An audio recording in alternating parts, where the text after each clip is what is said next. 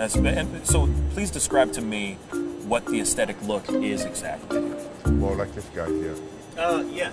So we'll go ahead and bring Oh wow, you really have to come in here? like this guy here. Is this No, is this really happening? He met the other guy behind you, bro. Like I don't know what you're talking about. I'm right into that bad boy.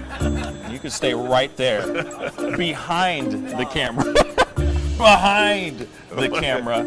No, see now you got me jealous now. That's okay. That's not no, fair. but you're more in the category like Luther Rickner, Arnold, okay? My man. Yeah. Arnold Ferrigno. Huh? Okay. Aesthetic.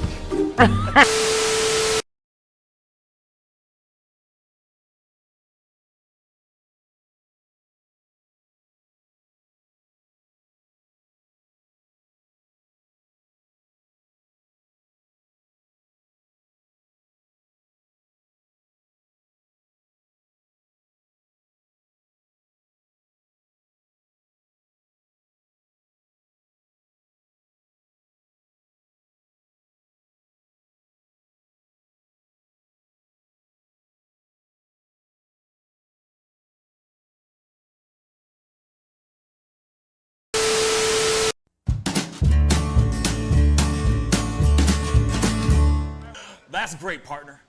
You two ever go out place everything in its proper place?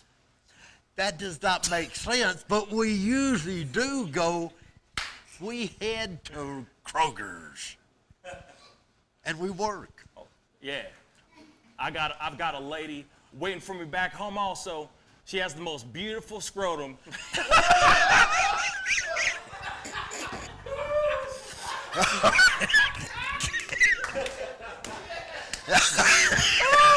Oh, God. And when she sings, she sounds just like a puppy dog.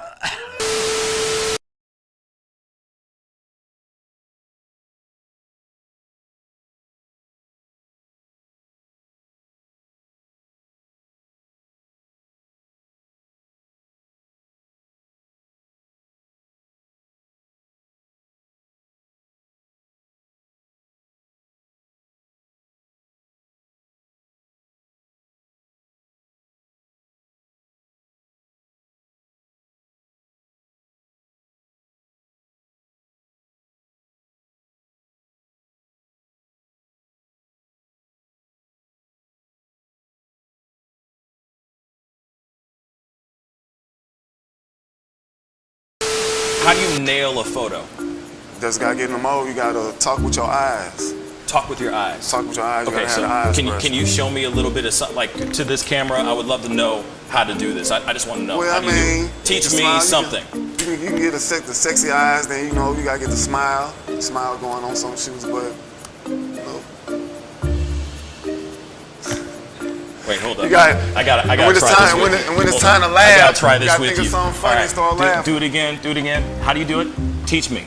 Sexy eyes. The sexy eye. This is sexy eyes right here. Smizing? Smile. So you're smizing. Smile. Okay. And then you gotta get the. No, I look like I need to take a poop or something.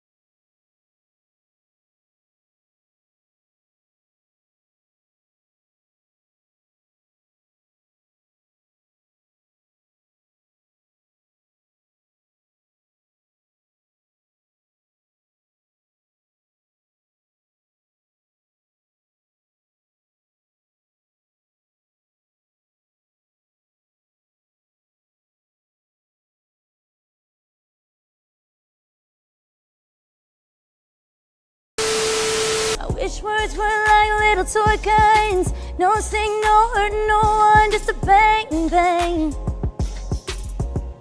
Right? Is that it? Yeah, it's something like that. Just a bang, Toy bang, guns. rolling off your tongue. Toy guns. It's no smoke, no Bang, bang. bullets. Water guns. All right.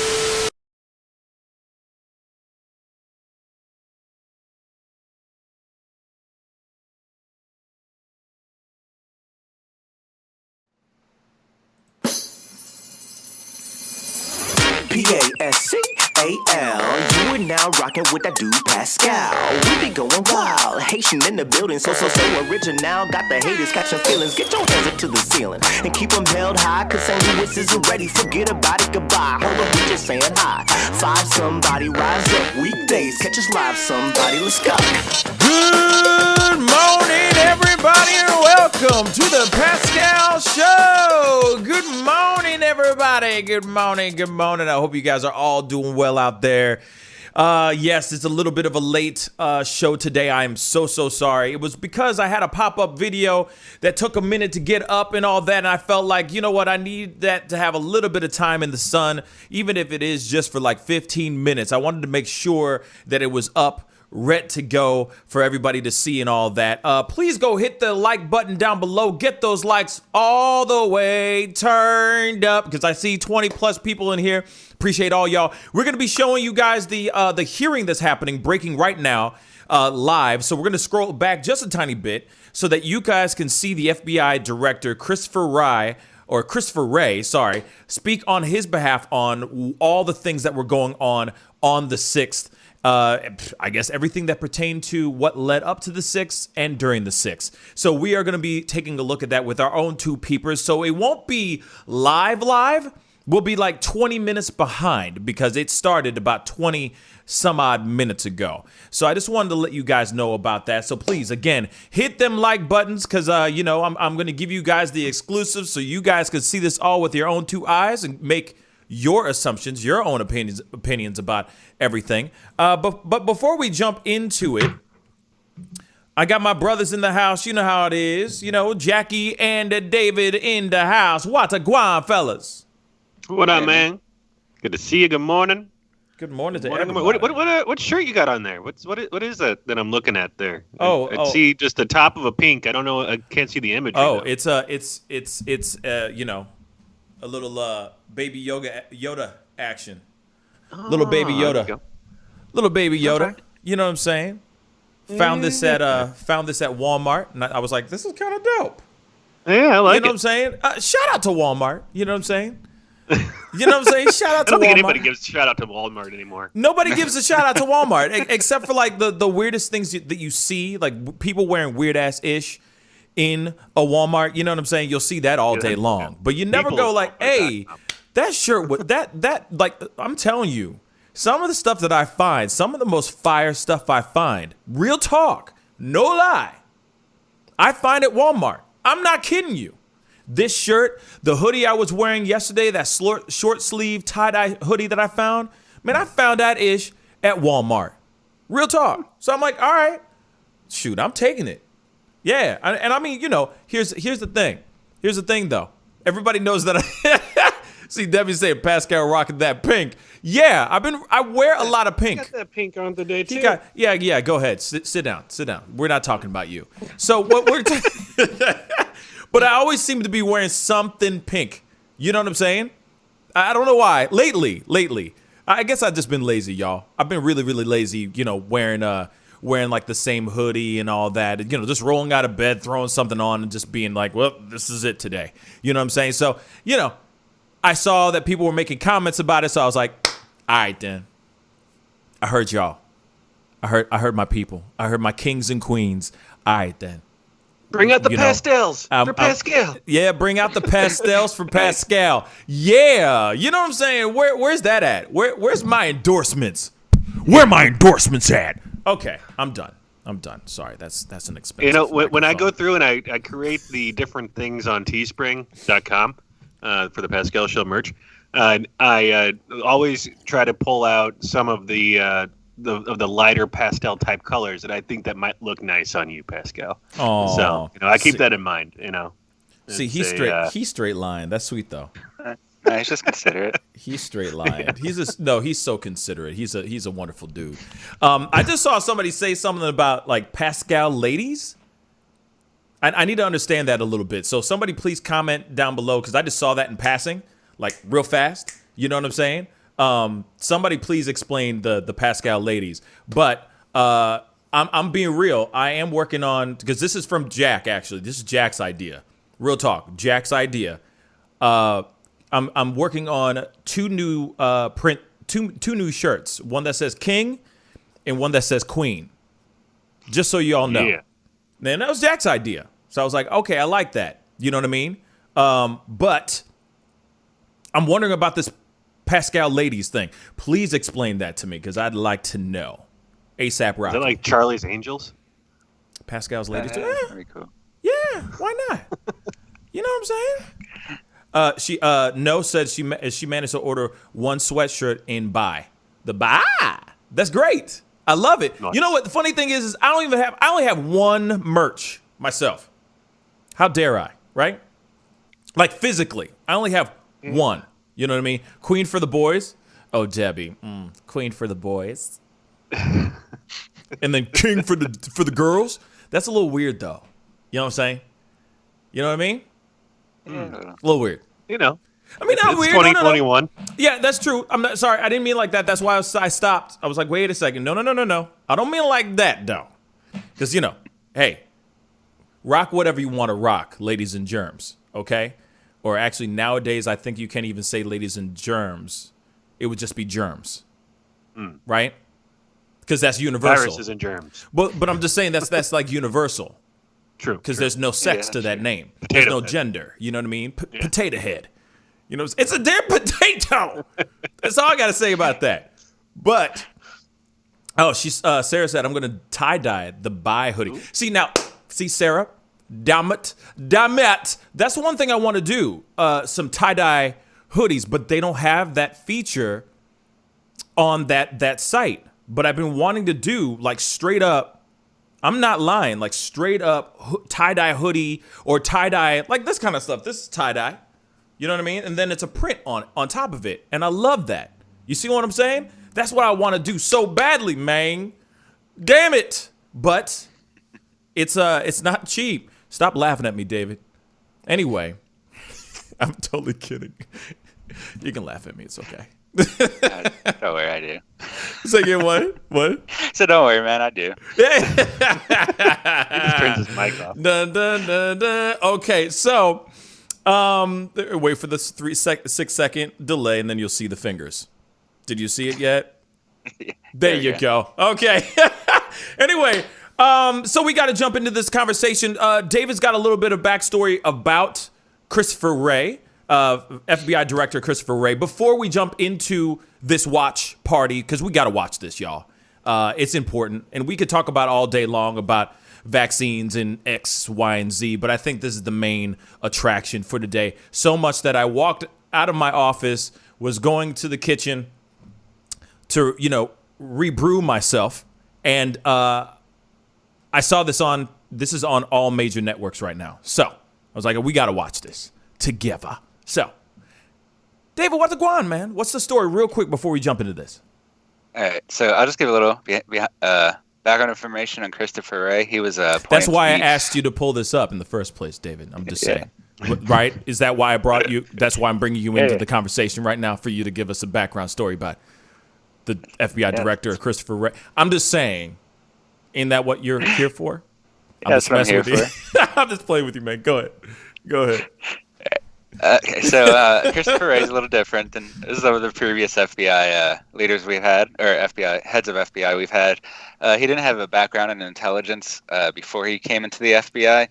He actually worked mostly as a district attorney or state's attorney for Georgia, and he eventually moved up to be various other types of attorneys. Basically, he was a assistant attorney general under George Bush, and he worked during that. He was one of the people that almost resigned because of the expansion of the surveillance programs against U.S. citizens, which was the Patriot Act. That is still just recently started to get pulled back a little bit because of some of the parts expired and Congress found some of it illegal. He was one of the people that worked against that. But for a lot of his career from 2005 onward, he was working for private companies, mostly Fortune 100 companies. And he also acted as a personal attorney for Chris Christie. So for most of the past 12 years, he's been litigating for companies against the government for the most part. This isn't unusual. A lot of times district attorneys will spend 1 year in not 1 year, but a few years in government service, and then they'll spend the rest of the time defending law firms against the government. That's usually what they get hired for. So he came in under 2017 to be the director of the FBI, replacing James Comey, who was dismissed. And you remember, I'm sure, the testimony Comey gave about all the election potential election problems in 2016. But that was around the time that Wray was first confirmed as the director of the FBI. The vote was 92-5 in the Senate. So obviously it was very bipartisan. Most people did agree to appoint him.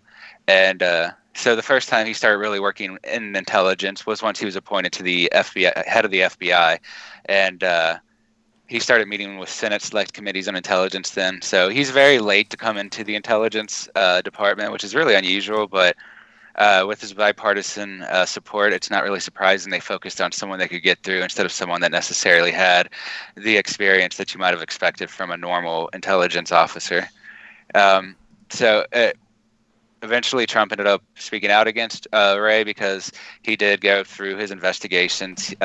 Wray did find on both sides. Like, he found that Antifa was a big group of anarchists that were causing a lot of problems. He also stated that one of the major threats to the Capitol was most likely within the supremacist groups, not necessarily white supremacists, but that is the one. I think the way he put it was the major problem comes from a lot of these racist groups, and the largest of these racist groups are white supremacists. So that's one of the things he was tracking as he came into the FBI. And because he was focusing on both sides, he came under fire from Trump. And he also came under fire from some of the intelligence community for not necessarily going through all the steps to gather intel the way normally would have, because he just didn't have that experience in a lot of cases.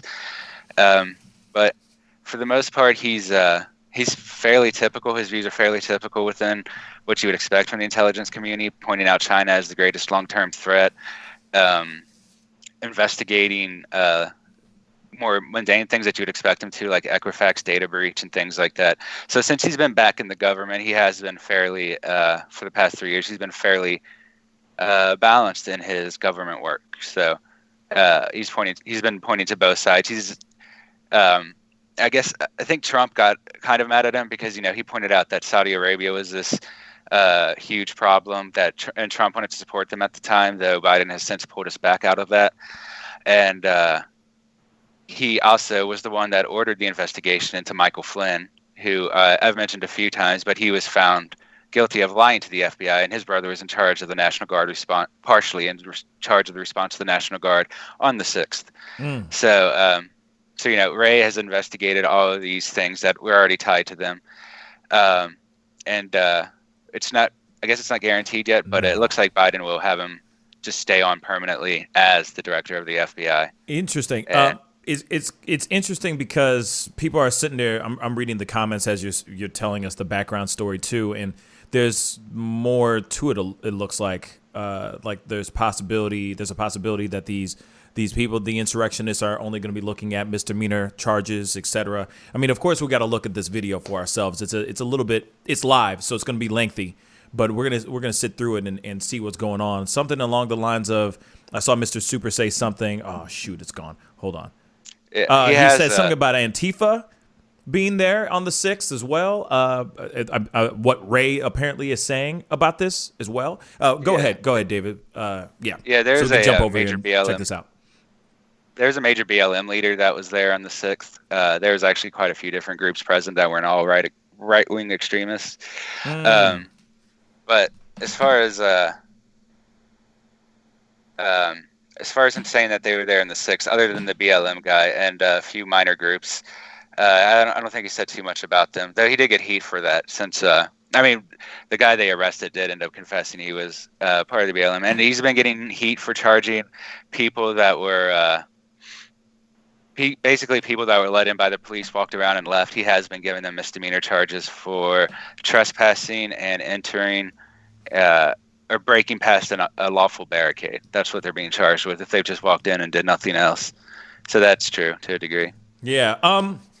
Let's jump into this because I know a lot of people are kind of chomping at the bit, ready to see this video for itself. And thank you so much for the background story, the background to this whole thing. But let's take a look at this hearing for itself and see what's going on. And fellas, we can hear you guys, so speak up. Actually, you guys are on the screen as well, so don't worry about not being seen.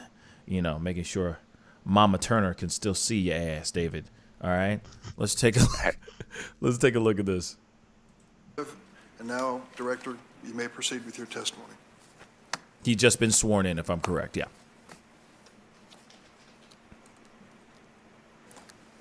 There we go. So good morning, Chairman Durman, Ranking Member Grassley, members of the committee. I appreciate the opportunity to be here today to talk about the great work of the men and women of the FBI. Let me start with a quick update on the investigation into the January 6th attack here at the Capitol. I was appalled, like you, at the violence and destruction that we saw that day. I was appalled that you, our country's elected leaders, were victimized right here in these very halls. That attack, that siege, was criminal behavior, plain and simple, and it's behavior that we, the FBI, view as domestic terrorism. It's got no place in our democracy, and tolerating it would make a mockery of our nation's rule of law. The rule of law, of course, is our country's bedrock, and it's our guiding principle at the FBI. That's why the FBI has been working day and night across the country to track down those responsible for the events of January 6th and to hold them accountable. We're chasing I do want to point out he was in charge of Enrique Tarrio. Combing through digital media. Say that again one more time. He was in charge of Enrique Tarrio. He's the head of that entire undercover thing. Okay. So you got to keep that in mind. Okay, cool. To identify. Say that again. One more time. I was going to say you have to keep in mind that he was in charge of Enrique Tarrio, and he was basically the one that gave him the ultimate authority that gave him the guidance to bring the Proud Boys to the Capitol. Mm-hmm. Okay, cool. Identify, investigate, and arrest anyone who broke the law that day. That's crazy, though. And our greatest partner in this investigation has been the American people themselves, your constituents. Citizens from around the country have sent us more than 270,000 digital media tips. Some have even taken the painful step of turning in their friends or their family members. But with their help, we've identified hundreds of suspects and opened hundreds of investigations in all but one of our 56 field offices. And of those identified, we've arrested already more than 270 individuals to date, over 300 when you include the ones of our partners, with more subjects being identified and charged just about every single day. The FBI is committed to seeing this through, no matter how many people it takes or how long, or the resources we need to get it done. Because as citizens, in a sense, we're all victims of the January 6th assault, and the American people deserve nothing less. Unfortunately, as you noted, Mr. Chairman, January 6th was not an isolated event. The problem of domestic terrorism has been metastasizing across the country for a long time now, and it's not going away anytime soon. At the FBI, we've been sounding the alarm on it for a number of years now. I've been sounding the alarm about domestic terrorism since, I think, just about my first month on the job when I first started appearing up on the Hill. And I've spoken about it in maybe a dozen different congressional hearings. So whenever we've had the chance, we've tried to emphasize that this is a top concern and remains so for the FBI. In fact, we viewed it as such a critical threat that back in June of 2019, under my leadership, we elevated racially and ethnically motivated violent extremism to our highest threat priority, on the same level with ISIS and homegrown violent extremists, where it remains to this day. Now, I'm sure we're going to cover a lot of ground today, but let me make one thing clear. The FBI will not tolerate agitators and extremists who plan or commit violence, period. And that goes for violent extremists of any stripe. As I've said many times, we do not investigate ideology, but we focus on acts of violence and violations of federal law. And when we see those, we will bring to bear the full weight of our resources, our experience, and our partnerships. And when domestic violent extremists use explosive devices, when they attack government facilities and businesses, when they assault law enforcement officers, when they use violence to interfere with the lawful operation of our government, they should expect the FBI to come knocking on their door, no matter where they try to run. Now, of course, these are not the only issues the FBI is focused on every day, and as I hope we'll discuss in more detail, this morning we confront a wide variety of threats in countless other forms, like the solar winds intrusions, which we're working to investigate and counter with our intelligence, law enforcement, and private sector partners, both here and abroad.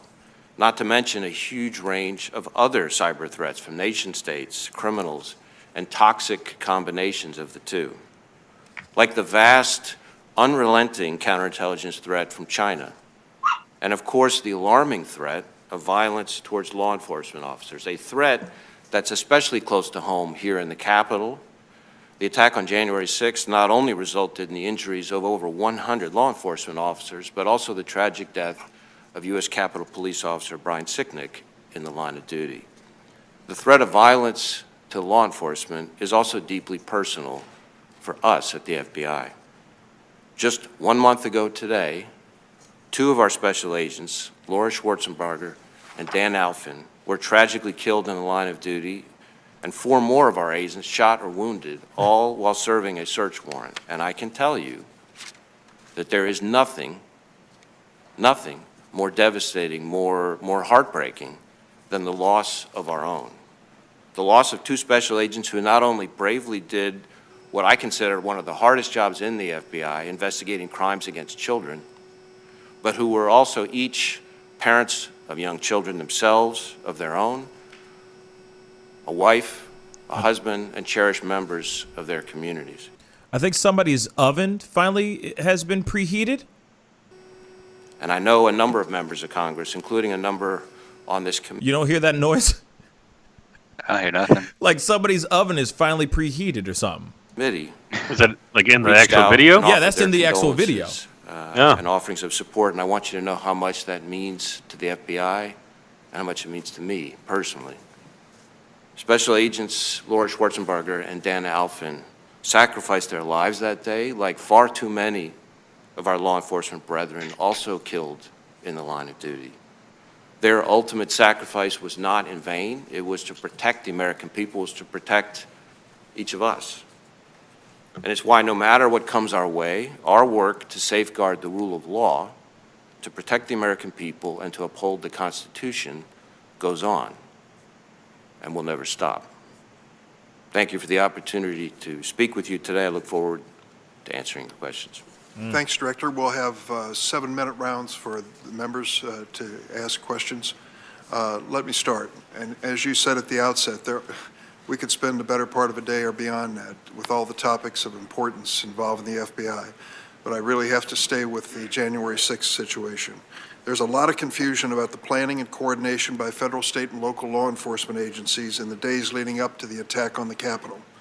I was surprised to learn the FBI did not issue a threat assessment before January 6th, especially because the FBI's Norfolk, Virginia field office had uncovered specific threats against members of Congress, maps of the tunnel system under the Capitol complex, and places to meet before traveling together to Washington. I was also surprised to hear Acting D.C. Metropolitan Police Department Chief Robert Conti say that his information was only conveyed to the MPD in an email at 7 p.m. the night before January 6th. Chief Conti acknowledged that the information was raw intelligence, but said he would think, quote, something as violent as an insurrection at the Capitol would warrant a phone call or something, close quote. So it comes down to the basic question of what the FBI knew, when they knew it, whether they shared it, why this didn't rise to the level of a threat assessment. So, Mr. Chairman, I welcome the question. You touched on a number of points there. So first, let me say that we were, in the period leading up to January 6th, tracking a large amount of information about large numbers of people coming to participate in protests and about the potential for violence. The one specific piece of information that you referred to, the information from our Norfolk field office, has gotten a lot of attention. So this was what's called a situational information report. It was prepared by our Norfolk field office specifically for dissemination. It was, as you noted, raw, unverified, uncorroborated information that had been posted online. And my understanding was that that information was quickly, as in within an hour, disseminated and communicated with our partners, including the U.S. Capitol Police, including Metro PD, in not one, not two, but 3 different ways. When, can you be more specific on time? 3 different ways. So first, there was an email, as you said, to our Joint Terrorism Task Force, which includes, the Joint Terrorism Task Force includes task force officers specifically selected by their chiefs who participate on the Joint Terrorism Task Forces for the very reason to be that chief's, that department's eyes and ears so that they get the information real time, their departments do. So that's the first piece. Second, in addition to the email, verbally, through the command post briefing that we had, because we had stood up command posts both in the Washington field office and at headquarters, and those command posts included, again, representatives of the relevant agencies, Capitol Police, MPD, et cetera. Verbally, the same information was walked through again. And third, in addition to the email, in addition to the verbal briefing at the command post, the information was posted on what we call LEAP, which is a law enforcement portal, which is made available to law enforcement, not just here in the National Capital Region, but all around the country. Now, again, the information was raw. It was unverified. In a perfect world, we would have taken longer to be able to figure out whether it was reliable, but we made the judgment, our folks made the judgment, to get that information to the relevant people as quickly as possible, like I said, 3 different ways in order to leave as little as possible to chance. Now, I didn't see the report myself even until after the 6th. But the way in which it handled, at least as I understand it, strikes me as consistent with our normal process. Director, I was surprised to see that reporting that dozens of individuals on the terrorist screening database, also known as the terrorist watch list, traveled to D.C. in the days leading up to the attack. He did just I would have admit to expected not the hearing the FBI's intelligence terrorist on the screening 6th. center to be aware of air travel by watch-listed individuals to the Washington, D.C. area. Did the TSC notice an uptick in travel by watch-listed individuals before January 6th? If yes, what steps did they take? Or did the FBI take, in more general terms, to make sure other departments and agencies knew these dangerous individuals were on their way to the Capitol? So when it comes to the watch list, I think there's a couple things I could say here today. So one is, I do know that in a number of instances there were individuals on whom we had previously predicated investigations that we saw getting ready to potentially travel. And these are not large numbers, but a handful of people. And in those instances, in a number of instances, we had agents in their home states or home cities approach those individuals, interview them. Even if we didn't have a basis to charge somebody, it dissuaded a number of those people from traveling. I guess the second thing I would say is that sometimes there's a little confusion on the whole watch listing concept. There's a true no-fly list, which is what applies to individuals who, under the rules, provide a threat to aviation itself. And then there's what we sometimes refer to as selectees, which are individuals that can't necessarily be barred in the same way from traveling, but in which there's notice given to the agents investigating those individuals, and that information is then passed on. So in a number of instances, that happened in the period leading up to the 6th. I don't have numbers for you, though. I just have a minute left, but I want to address what I consider the next big lie after the lie that the president really won on November 3rd, President Trump. The next big lie appears to be the argument that somehow or another those were not Trump supporters who invaded the Capitol. Here we go. It made the rounds on the internet right before they came into the building and has been gaining momentum ever since. I'd like to ask you, Director Wray, do you agree that the Capitol attack involved white supremacists and other violent extremists? Certainly, the Capitol attack involved violent extremists. As I said, we, the FBI, consider this a form of domestic terrorism. It included a variety of backgrounds. Certainly, there were quite a number. We're seeing quite a number as we're building out the cases on the individuals we've arrested for the violence. Quite a number who what we would call sort of militia violent extremists. So we've got a number who self-identify with, the Proud Boys or the Oath Keepers, things like that. We also have a couple of instances where we've already identified individuals involved in the criminal behavior who we would put in the racially motivated violent extremists who advocate for what you would call sort of white supremacy. So there have been some of those individuals as well. One of the things that's happening as part of this is that as we build out the cases on the individuals, when we arrest them for the violence, we're getting a richer and richer understanding of different people's motivations. But certainly, as I said, militia violent extremism, some instances of racially motivated violent extremism, specifically advocating for the superiority of the white race. Based on your investigation so far, do you have any evidence that the Capitol attack was organized by, quote, fake Trump protesters? We have not seen evidence of that at this stage, certainly. Thank you. Sorry, I just want to point something out. He said, I don't even know who the guy is asking Wray these questions, but that guy, the guy in gray, asked him if there were any white supremacy groups there.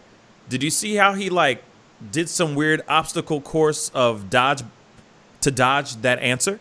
He answered it, but kind of not at the same time. Like he went around, like he did that weird. He did like a Scloopy-Doo. You know what I mean? He kind of dove underneath that answer, sort of answered it, but not really at the same time. You feel me? Yeah, he didn't want to use the term, but he still said that they were there for the superiority of the white race. Right. So. Right. He's like, I cannot confirm nor deny any of this stuff that's going on. Huh? He just doesn't want to admit he knew everything ahead of time and just didn't do anything about it. That's pretty much what he's trying to say, I think, because he had the information. He chose not to read it. Facts. He didn't coordinate with anyone that needed to be there. The FBI has not everyone in the FBI is a special agent. They have their own, rank and file soldiers he could have deployed if he knew that there was going to be an attack, which he did know, and he just didn't really do anything about it. I mean, it's not too surprising. Like I said, he doesn't come from an intel background, so he doesn't really know how to handle all this information. And on top of that, there's a decent chance, just from what he's saying now, that he might have been, okay with what they were doing. Because, like you said, he points out what you might call white supremacists, even though he goes on to say right after that they recognize the white race as supreme or something like that. I don't remember his exact words, but he pretty much describes them as white supremacists. He just won't call them that. Yeah, right. And it's not too surprising because he's kind of responsible for them getting in there in the first place because he knew about it. He had the information and the resources to stop it. And instead of that, they just arrested Enrique Tarrio a day or two ahead of time and then released him because they just didn't want him present there. I guess the organizing of the crime was fine, and bringing all those people and setting up the infrastructure for weapons to be brought in was fine, apparently, according to them. Right. But this is it's trying to find a scapegoat for his mistakes. Right. And, he's definitely, as Rebecca just said, that was just hilarious, sashayed and sidestepped without a shadow of a doubt. This guy is it's funny how I paused it on this smug look on his face, but pretty much he's going, okay, that's the truth-ish kind of thing. It's weird. But then he said, then the guy asked again another question about were there anybody out there that were anti-Trump supporters out there? He said no. There you go. So I mean, he's not confirming or denying white supremacy in there, yet there were Confederate flags. There was all types of memorabilia that represent white supremacy that was all over the Capitol that day. That's fine. I mean, if he wants to do that, that's fine. But so far, he has not said any other groups were involved except for the extreme right, the militia groups that lean right. You see what I'm saying? So far, I guess, I'll give him, you know what I'm saying? He's still lying. Like, he's still lying. God knows what kind of affiliation or what kind of connections he has and all that stuff. And he's probably still wanting to secure the bag and also probably trying to save his own neck at the same time, like his life. Let's be real. I'm being honest. You just never know how powerful these white supremacist groups are. But at the same time, he's probably doing whatever he needs to do to save his ass and keep his, not have his name in other people's minds and in people's mouths to the point where, he loses his family or, suddenly he just ends up dead somehow, and by an apparent suicide or something crazy like that. You know what I mean? But let's continue on here. Senator Grassley. Yeah. We all want to know what happened to Officer Brian Sicknick. Tragic death as gray, now tan. January 6th assault. There's been conflicting reports about his cause of death. Have you determined the exact cause of death? And is there a homicide investigation? I'm sorry. He said homicide. I thought he was going to say something else. Homicide. That's interesting. But look how swagged out that dude is. You know what I'm saying? Even like he's so tan, like his suit is so tan that his skin is tan. You feel me? Look at that. He tan as hell. He coordinating right now. Coordinate. I like that. So I'll take the last part of your question first. There is an ongoing investigation into his death. I have to be careful at this age because it's ongoing not to get out in front of it. But I certainly understand and respect and appreciate the keen interest in what happened to him. After all, he was here protecting all of you. And as soon as there's information that we can appropriately share, we want to be able to do that. But at the moment, the investigation is still ongoing. So does that mean since the investigation is going on, you have not determined the exact cause of the death? That means we can't yet disclose a cause of death at this stage. But you have determined the cause of death. I didn't say that. We're not at a point where we can disclose or confirm a cause of death. Huh? What? Huh? What? Like, what is that? Can't confirm nor disclose the cause of death. Yet everybody and their mama wants to know what happened to Officer Sicknick. Everybody. Everyone wants to know how he died. Because there's speculation that he got his head bashed in with a fire extinguisher. That is still the ongoing story. But then they say that he had a stroke. They've been saying a heart attack, stroke, whatever you might want to call it. And yet right now, he can't tell us the truth. Huh? What are they hiding, man? What's going on? Like, and I'm not trying to be all conspiracy theory, you know what I mean? Erie, Indiana, kind of like, woo-woo. None of that. I'm not trying to be all weird and conspiracy theorist, okay? Because I'm not one of those guys. But at the same time, why would he hide that information? Why not just say it and be done with it? Unless something really drastic happened to Sicknick that they're not saying. You know what I'm saying? Like he literally walked out then in the middle of the crowd and took his own life. I mean, that could be a possibility. That could very well be a possibility. But there would be accounts of that happening, that actual act happening out there for everyone to hear. Everybody would be telling that story. Every last one, everybody would. So they're hiding something. I don't know what it is, but they're hiding something. It doesn't make any sense. As Leah just said, yeah, why not clear up the officer's death? I completely agree. Just step up, say what's going on, and be done with it. It has been, what? It's almost 2 months, by the way. It's almost been 2 months since the 6th, since the day of that man's death, that officer's death. Just say what is going on and keeps it moving. Why are you guys holding this information out? Like I said, I've been seeing article after article after article after article of them saying FBI is still looking into this cause of death of Officer Sitnick. Well, then say what it is, bro. What's taking so damn long? Unless he took like some cyanide pill because he's a part of it or something like that. God forbid he's a part of the what was going on. But bruh, what the? Just say it and keep it moving. It's important for the committee to fully understand the FBI's caseload regarding domestic extremism cases. I have a series of data-driven and data-centered questions for you that I'll give a list of these in sequence. I'd prefer the answers now, but if you don't have them, I'll accept those answers after the hearing as long as you commit to do so. So in other words, he's going, I'm going to give you a window. So you don't have to answer all these questions right now. You can answer them later when you're not sworn in too. Huh? When you're not under oath. All right. So this is a series of questions.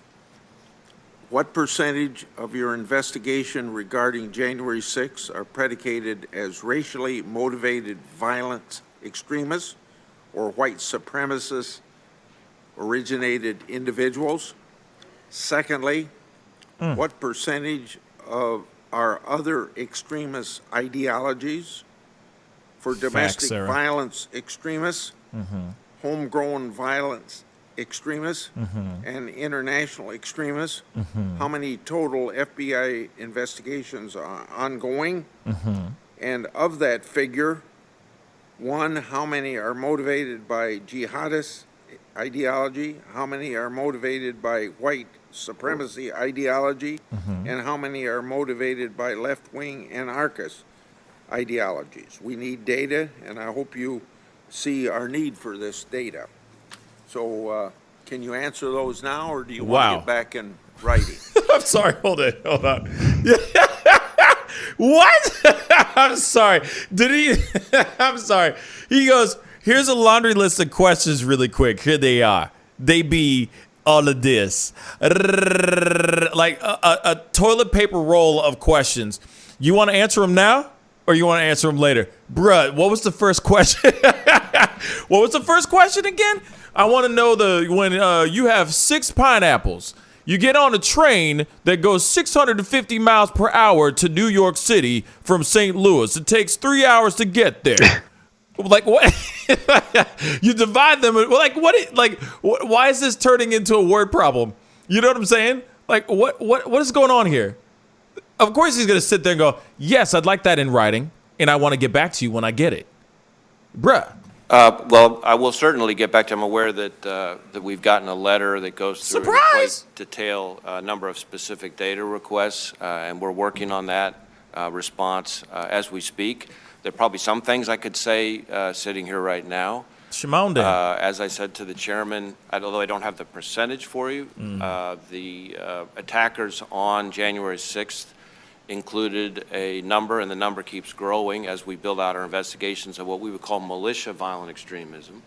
And we have had some already arrested who we would put in the category of racially motivated violent extremism, white as well.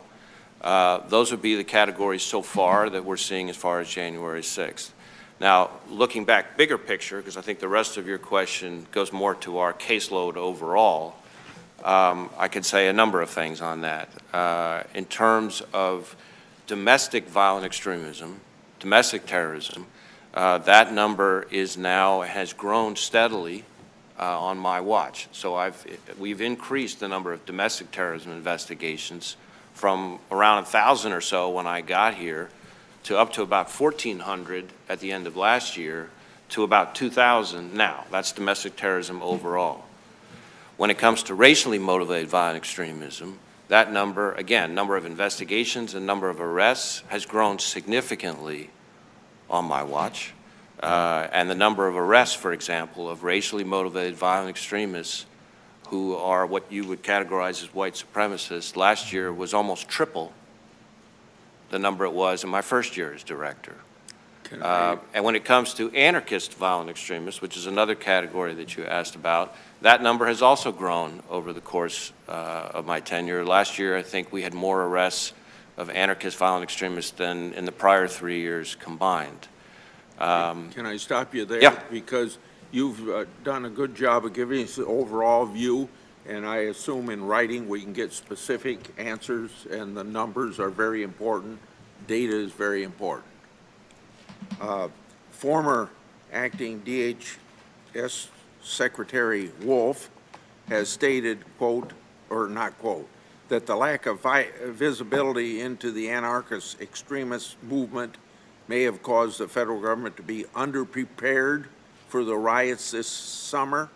Former Attorney General Barr stated that the FBI has robust programs for white supremacy and militia extremism, but is significantly weaker anarchist extremism program.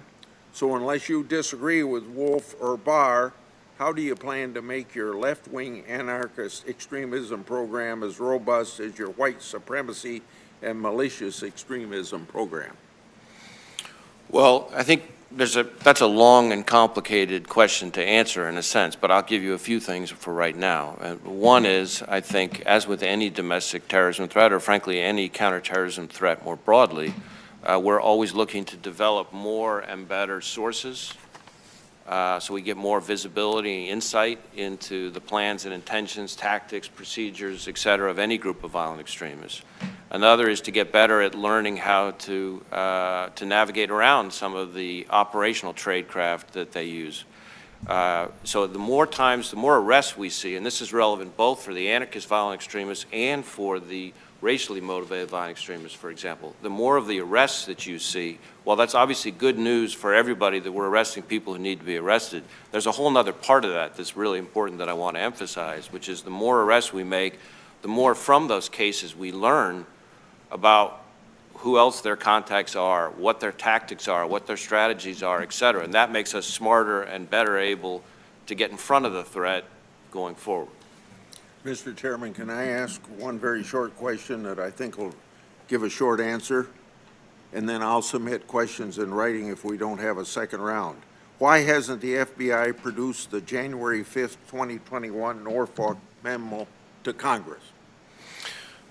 So that information is law enforcement sensitive. I'm aware of the interest, and I think part of the reason it had been withheld in consultation with the department had been the ongoing investigations that we have. But I certainly understand the interest, and I can commit to you that I will get with my staff and see if we can make that available. Okay, thank you. Senator Leahy by remote. Am I unmuted now, Mr. Chairman? Just don't show up like a cat. Thank you. Director Wray, thank you for being here. I don't envy you your job at all. It, you know, for those of us been here a long time, we've seen the changes, dramatic changes that go on in what you face.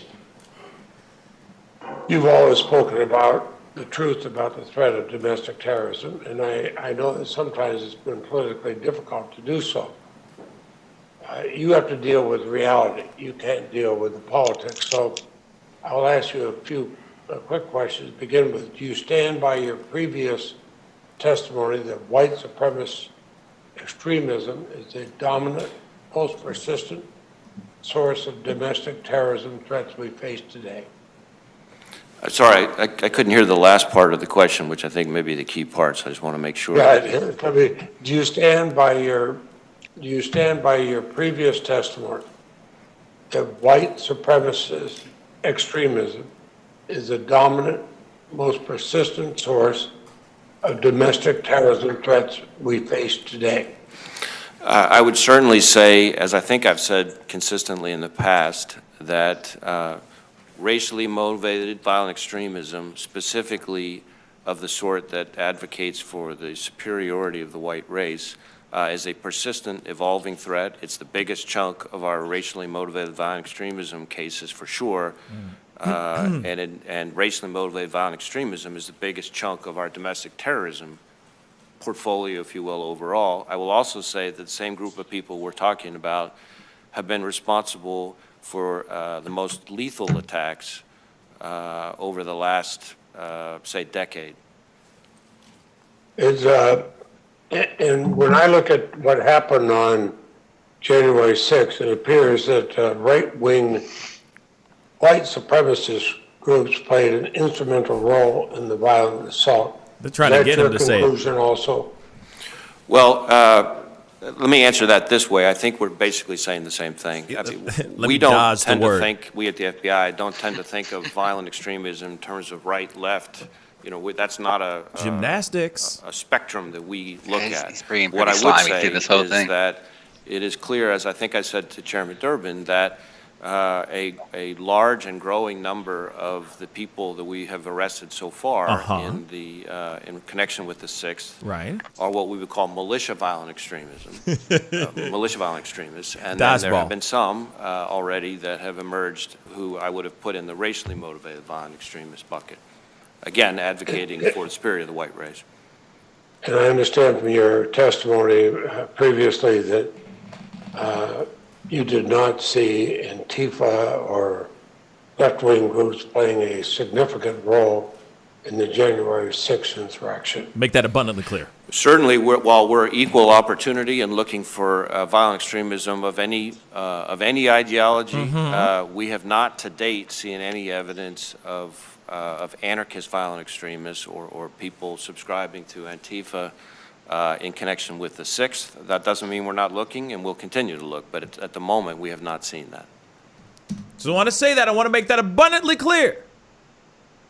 And no. A-Lady 747, absolutely. Equal opportunity, huh? But so far, he said, we are trying to find as much as we can. It looks like as much as we can, we're trying to find.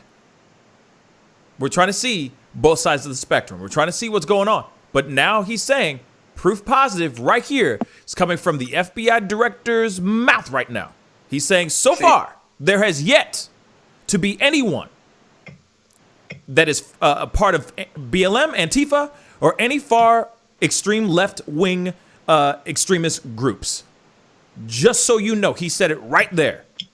He said it right there. As much as everybody tries to say, like, you got Lindell who's sitting there going, oh, yeah, you know, Antifa drugged the Trump supporters, and therefore that's why everybody was out there doing all the crazy stuff. You got people saying all kinds of nutty things. You had Ron Johnson, Senator Ron Johnson, in the last hearing trying to throw Antifa under the bus. FBI Director Wray is saying that is not the case. He might be dodging white supremacy. He might be dodging the word white supremacy, but right now he is saying Antifa, BLM, any of those crazy left extremist groups weren't there. We haven't found any of those yet. We've just been seeing right-wing militia groups dodging the WS. He's dodging it like a mother lover, but he has not said anything of that otherwise. Go ahead. What were you gonna say, David? What's up? This is basically the problem with having a lawyer instead of an intelligence person in charge of an intelligence agency. I mean, he's more focused on talking and trying not to commit to anything than he is about describing intelligence accurately. I mean, especially since he's one of your typical, attorneys where they work for the government for a few years and then they spend 15 years helping private companies get out of paying taxes and stuff like that. I mean, that was his history when he was working for the Fortune 500 companies. But basically what you got here is a businessman that doesn't have a political background that is trying to act like he knows what's going on, I guess, and he's just kind of messing everything up because he doesn't have a background in government or intelligence. I mean, we just saw this with Trump not too long ago. He didn't have a background in this, and you saw how a lot of things that could have been smooth just became messes. So this guy, I wouldn't. He's just pretty shady. He's trying to keep himself from being committed to anything without actually talking about the FBI in a genuine way, and he just keeps talking in circles. He won't identify groups as what they are, even though he describes them as that. But at least he's sitting there But at least he's sitting there debunking all the BS that's going on, that's being, shared all over, at least on right-wing media, at least in the right-wing mainstream media. They keep pumping out this BS saying, oh, Antifa was involved. There were people hiding in plain sight. Antifa. And it's like, no, BLM, etc. They sit there and say all these left-wing extremist groups were involved in this, in the insurrection on the 6th. And it's not the case. He has found out, he has seen it all, unless these guys are ride or die. Unless these dudes are willing to take an L for the cause, I guess. But that is that is a stretch, bro. You know what I mean? Go ahead, David. And the other thing to consider is he was a political attorney for a lot of this. He worked specifically for the Republicans most of the time. So, that's another problem with taking someone that is inherently working in politics and putting them in intelligence where you're supposed to be unbiased and and intelligent too. That would help. So basically you can't really depend on the intelligence he's bringing, which is why the 6th happened in the first place, basically. And this isn't the type of person that should be in charge of intelligence agencies to begin with. Attorneys are basically trained liars, and the idea of the head of the NSA, FBI, or anything is ideally they're telling the truth to the public the whole time. They just keep everything else away. We see this with a lot of other FBI agents, or not agents, but directors in the past, is that they tend to be very apolitical and open, with at least in public eyes, even if they might have some political bias behind the scenes that are kind of getting out. And this is usually, again, because like I'm saying, you're taking people that have been in intelligence for 20 years plus, usually is what you have with somebody in charge of the FBI. So they're very they're already used to taking a look at all these different cases in a dispassionate way, and at a parsing what is just like bullcrap from what people are legitimately saying. So this guy is, I don't know. It's been a problem. I thought it was a problem before they even appointed him, that he wasn't within intelligence agencies.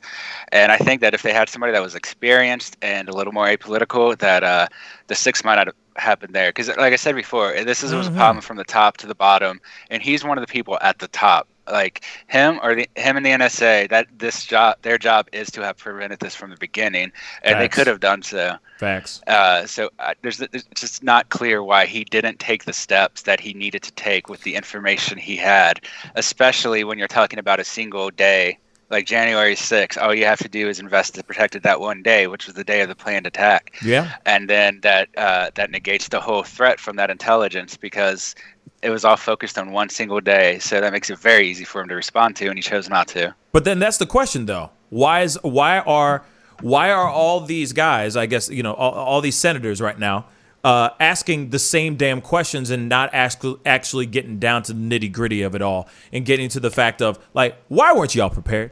Why weren't you there? What's going on? Why is this all going on? You know what I'm saying? Dude with the in the tan suit, you know what I'm saying? Could have easily just said, "Hey, what's up, man? What's going on?" You know what I mean? He could have easily said something. Why is this going on? Same dude, the guy in the Skype, the guy in the gray, you know what I mean? Even the guy in the gray. They all could have been like, "Hey, these things could have been prevented," right? Why weren't you doing whatever you needed to do to prevent these things? ¿Por qué? But they're all asking about white supremacists, groups, etc. It's like, we already know, y'all. We ain't dumb. We already saw all the stuff. We already saw the footage. It's clear as day that there were white supremacist groups involved in the insurrection. We already know this stuff. Let's get down to the nitty-gritty on why this happened and why this wasn't prevented. Like the last hearing they had. They did all kinds of questions like that. This thing, they're all going, can you confirm that there was white supremacists involved? White supremacist groups that were involved? He's not going to answer it. Clearly he's not going to answer it. So why not get to him and say, hey, you guys had intelligence. Bruh, as David just said earlier before everything started, Enrique Iglesias Tarrio, okay, was involved. He's an FBI informant. You don't think he was brought in? They found empty magazines on him and all that stuff. You don't think He was just going, okay, I'll talk under a hot light. You know what I mean? Just speak. Say what's going on. Okay, I'll do it. There's going to be some serious ish going down tomorrow, man. You don't think they should have gone and done something by then? I'm just saying. If you got Enrique Iglesias Dario, okay, involved as an informant, bailamos, you know what I mean? He already knows all the stuff, so why not just give him the information and use that information? You know for a fact Ray knew some information. He knew this ish. So why are they sitting here acting like we got to focus on the white supremacists? Ask the damn questions that we really want to hear. We already know all this ish. Get straight to the point.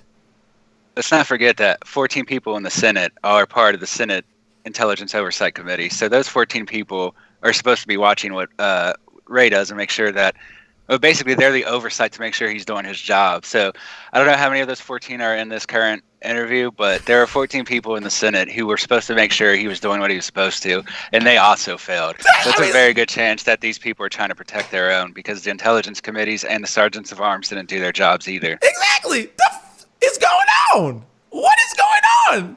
These are the people that were, bruh, I'm done. I'm done. I'm done. Jack, do you have anything to say about this, man?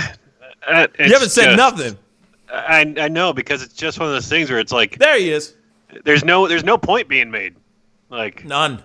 They're just dancing around this BS bush. You know what I mean? They're beating around the damn bush. When you go in front of Congress and they ask you a question, and then there's so many people that just respond, I can't answer that. Mm-hmm. It's like, well, you're here to answer these questions for me. I don't care, like, you know, who you respond to, but like the fact that you've been pulled in front of Congress to answer these questions. And then just like majority of people over the past year that have been pulled in front of Congress to answer questions, they say, hold on, let me look at my lawyer. I've already submitted my statement. Yeah. And I can read you from my paper here. But it's like, I don't know. I feel like these question and answer sessions typically lead to nothing. Yep. It's like seriously nothing. Yeah. It's like, oh, I cannot confirm nor deny. I can't confirm nor deny what's going on. Sorry. In regards to white supremacists, there were just militia extreme right-wing militia groups, and I cannot confirm nor deny what was going on. You know what I would love to see is like the different people on this panel that ask these questions. I feel like because they are all, you know, what's the average age of the people that are working in Congress and are on that panel asking these questions? I feel like they are very non-confrontational, like, and because that's why they're not asking these direct questions that they want a yes or no or anything else to. And it's a, I don't know, they should be pulling up like a Zoom thing for, here's a member of the public that has a question for you. Man, you know what? All I'm saying is, where are the senators? Where are the other senators involved? Like, why aren't there other senators a part of this hearing? Especially senators of color. Where they at, though? Where they at? Why aren't they involved in this hearing? Now, I mean, of course, I'm not the most intelligent human being on this planet. Maybe there's some, maybe that there's some ways that they do this stuff. I don't know. But at the same time, I wonder, where are the other people that were involved, especially the people that were there? Like, Klobuchar, in the last hearing, did a great job. She was not with it. She went in and she was going in on those, on Sund and the other guys that were involved, all the other people that were involved. But for some weird reason, we're back in this room, and I'm not, I'm not trying to be that guy, okay? But I'm going there. You got a bunch of old white men who are just basically asking the same questions over and over and over again. And don't get me wrong, they probably don't even want to throw this guy under the bus. Like, I'm seeing some people who in the chat that are sitting here going, this is all for show. They're just pontificating. This is just one big thing that they got to just go through the motions for theater of the mind. This is just for us to make us feel better about what happened on the 6th. Well, they tried. Well, they ran that trial, And we found out what was happening. Things weren't confirmed nor denied.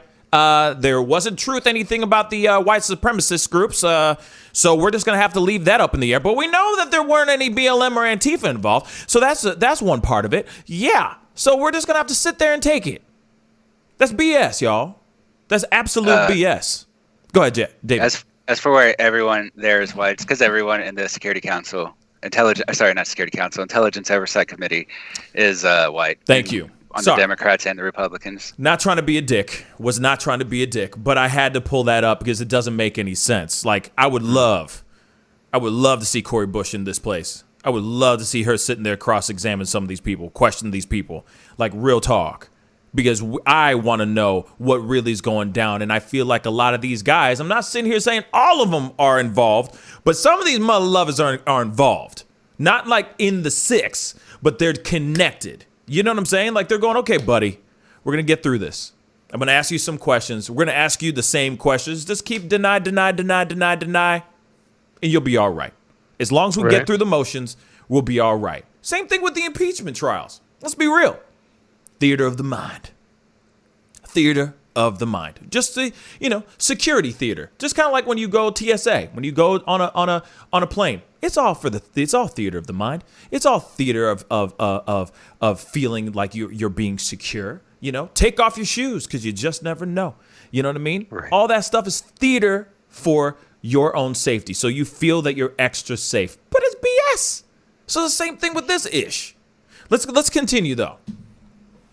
So what you do is you look as a little bit more. Somebody in law enforcement should. You look at where the crime was and who committed it, and you go after that. Not from some kind of political vendetta, but if you committed the crime, we'll go after you. Is that too simplistic a way of stating it? No, not simplistic at all, and I think a very, very important point that you're making there, and something that's very important to us at the FBI.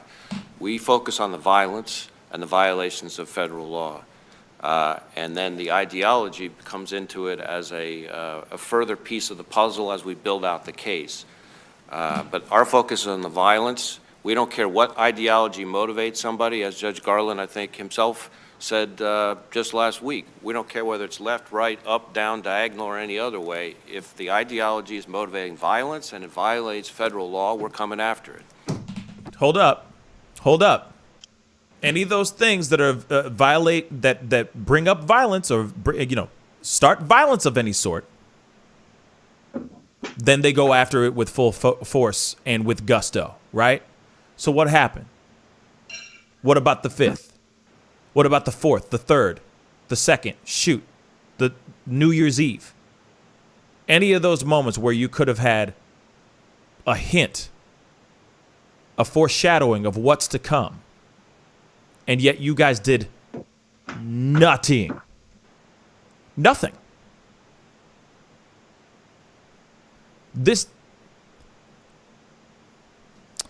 Hold on. Before I'm gonna see if there's. Oh, wait a second. Who's that? Oh, yes. We need to get to this guy for sure. We're going to skip over the old guy. We're going to go to the next old white guy. Oh, hell yeah. We got to get to this guy. And the most important question, which Chili's did you make the reservation for all of us after this meeting? No kidding. 2 for $1 margaritas. You know what I'm saying? It's Taco Tuesday, guys. You know what I mean? Woo. Deciding which billionaire they're going to play golf with afterwards. Exactly. Right. But as Ray walks over and puts his arm around the guy in the tan suit, man, I love that suit. Where'd you get that? After the hearing, you know what I mean? Oh, well, I've had this for 17,000 years. You know what I mean? Actually, I've been wearing it every single day. It's just, it's painted on my body. You know what I mean? But anyway, let's go over to this next part because I think maybe I want to see what hoops this dude's going to go through. Lindsey Graham. Lindsey Graham. Let's do it. Let's just stop there because we need to learn as much as we can from January the 6th. Okay, let's Not go back sure a that little I'm bit. really the best I think, explosives attack on a synagogue in Colorado. And that, I think, is largely a credit to the maybe our fusion questions cell, will be which answered was here. able to kind of help us figure out how to get in front of those kinds of attacks. Thank you, Senator Leahy. Thank you, Mr. Chairman. Senator Graham. Bye. Okay. Thank you, Director Wray. I'm going to try to look forward, then we'll talk a little bit about January the 6th. No, real quick, let's see what's going on here on this part. Let's see what's going on this part. And sorry, I'm just reading comments. Everybody be nice in the comments, okay? Everybody be nice. But do you think the Otherwise, we're National gonna put you in the Guard corner. presence had Say that again? Otherwise, we're going to put you in the corner. I'm not in charge of deleting anybody's comments. I'm just letting you know. My hands are free of that. I'm over here doing this thing. Everyone just play nice, okay? Everyone has an opportunity to say their piece here, but play nice. the Capitol at the level we have today should continue? If so, for how long? You know, Senator, I'm not sure that I'm really the best equipped to evaluate the National Guard presence. Okay, fair enough, fair enough. You're the best equipped to talk about the capability of the FBI. Do you have enough people and resources to deal with all the threats we've been talking about this morning? Well, needless to say, Senator, I welcome and appreciate the question. Everywhere I go, someone has really good ideas about things they think the FBI should be doing more of. But I have not found very many people with great ideas, or at least responsible ideas, of things the FBI could be doing less of. And so our folks are busting their you-know-whats to try to deal with all these threats. We need more agents, we need more analysts, we need more data analytics, et cetera. Let's just stop there, because there we go. We need to learn as much as we can from January the 6th. This is the 20th anniversary of 9/11. Are you concerned about international terrorists paying us a visit? Absolutely. Okay. Are you concerned about the interaction between international terrorists and domestic terrorists? That's a growing phenomenon, certainly something we're watching with concern. One of my great concerns was that as people flowed into the Capitol with backpacks on, you had no idea who they were and what they were carrying. So it'd been very easy for some international terrorist group to infiltrate this crowd. Do you agree with that? I do think it would have been easy for that to happen. I don't know that we've seen evidence that it did happen, but that's certainly one of the specific things we're looking for. After the attack, don't you think international groups are seeing this as a vulnerability in our system? I'm sorry, I couldn't hear that. International terrorist groups may have found a way to get closer to the Capitol by integrating themselves into domestic political movements. Well, certainly we think the events on January 6th have been, at a minimum, an inspiration to a number of terrorist extremists out there, and may even have been worse than that. So here's my challenge to you. Sit down and put pen to paper, and in the think big, not small. What do you need that you don't have in terms of agents and resources? And put it to paper. I'm on the Appropriations Committee with Senator Durbin. Many of us here are. I think we've got an opportunity here to plus you up. Is it fair to say that since 9/11, domestic terrorism has exploded as a threat? Well, it's certainly grown dramatically.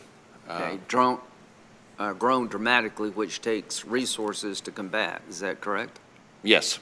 Has the FBI grown dramatically since 9/11? Not as dramatically as the threat. Okay, so what I want you to do is take the number of agents and resources you had on 9/11 and tell us where you're at today, and make sure that we understand that the threats you're facing are much greater than they were 20 years ago, and challenge us to give you the resources to meet those threats. Back to January the 6th, is it fair to say as director of the FBI, you were not informed of the raw intelligence coming from the Norfolk office? Is that correct? Not before January 6th. Okay. So this was an internet posting that somebody captured?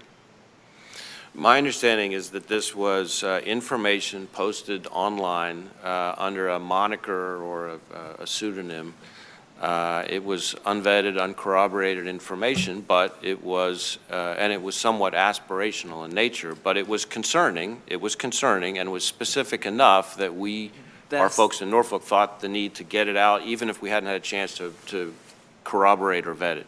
Okay, looking back, what would you have done differently with this information? Because this is a hard one. You get something on the internet that's concerning, you don't know if it's true or not, you capture it. What are the lessons learned in terms of how we could have acted better on that information? I think the truthful answer is we're still looking at that. You know, this was, you know, I look at intelligence, both collection, analysis, dissemination. We need to get better at collecting, obviously, but the key part here was we often don't have the luxury of time to analyze this information before it gets disseminated. And in this instance, our folks in Norfolk and Washington Field made the judgment that, and I think it was a reasonable judgment, to get the information, like I said, in 3 different ways to their round partners, of questions. even though they didn't know whether it was going to turn out to be. Senators just don't know what to ask. Let's say it made it up to the top levels. That's a lie. They know exactly what to ask. They just not asking it. They just not asking it. You know what I'm saying? The Capitol Police intelligence units to the head of the Capitol Police Force. Given that raw intelligence, what would you expect them to have done differently? There we go. Something. You know, I really want to be careful not to be an armchair quarterback See, here. that's the problem, because I don't know how to answer that question myself. Oh, give me a break. Because you can capture stuff today that will Give me may a foretell an freaking attack break. tomorrow, but how much? This is a problem. I just don't want people to run down the road. There's an Intel screenshot. I mean, there's a screenshot on some computer somewhere. We need to turn the whole government upside down. It's just a tough situation. Is the Proud Boys? Wait, I'm sorry. Wait. What the fudge? What? No, I'm sorry. So he asked him that question that he could have answered. He could have put in his two cents. I get it. He's like, I don't want to be some armchair quarterback and all that. Okay, fine. But look how quickly Lindsey Graham's like, I understand how you feel. I know exactly what you mean, man. You know, it's not fun to be a part of that and be asked that kind of question. But, you know, and if I were in your shoes, I can totally relate. I could totally relate. Let me go on to the next question. What? Let's find out what he has to say about this Proud Boy-ish. Are they a domestic terrorist group? Well, I don't think we have treated the Proud Boys itself as a domestic terrorism group, but we certainly have individuals. What does it take to make the list? Well, there is, as you may know, Senator. He didn't even let him answer the question. By the by. Maybe he answers it here finally. Under federal law, under U.S. law, there is no list of domestic terrorism organizations the same way there is for foreign terrorist organizations. Well, let's think about that in the next 47 seconds.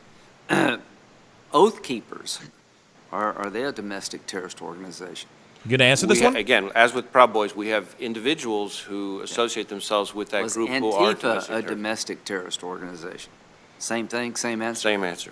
So why don't we think about how to gather better information and expose some of these groups? On a list, would it make it easier for you? I think the issue of whether or not to designate or have a formal mechanism for designating domestic terror groups in the same way we do with, say, Al-Qaeda or ISIS. This is ridiculous. There's reasonable debate about whether or not it would really advance the needle. Is the KKK a domestic terrorist group? Well, there is no legal designation for domestic terrorism. My point is, I don't know if we should have one or not, but I think it's time to think about it.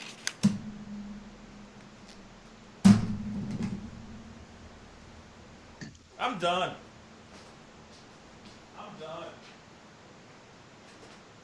Are you serious right now? Are you serious? It's like... Are you freaking serious? This is... What? Like, really? What? What? None of those? Like...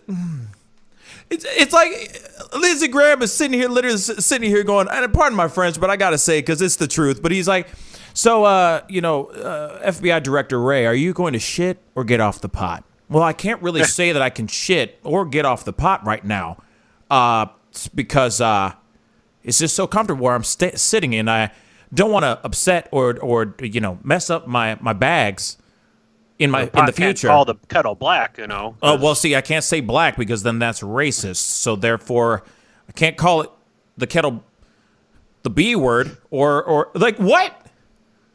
What? Then he asked him about the KKK. He literally just denounced the KKK as a domestic terrorist group. I'm sorry, there's a lot of people out here that would sit there and say that the KKK is a domestic terrorist group, and they would say without even blinking. They would say without even taking a gasp of air. He's just basically saying everybody's fine. Everyone gets hugs.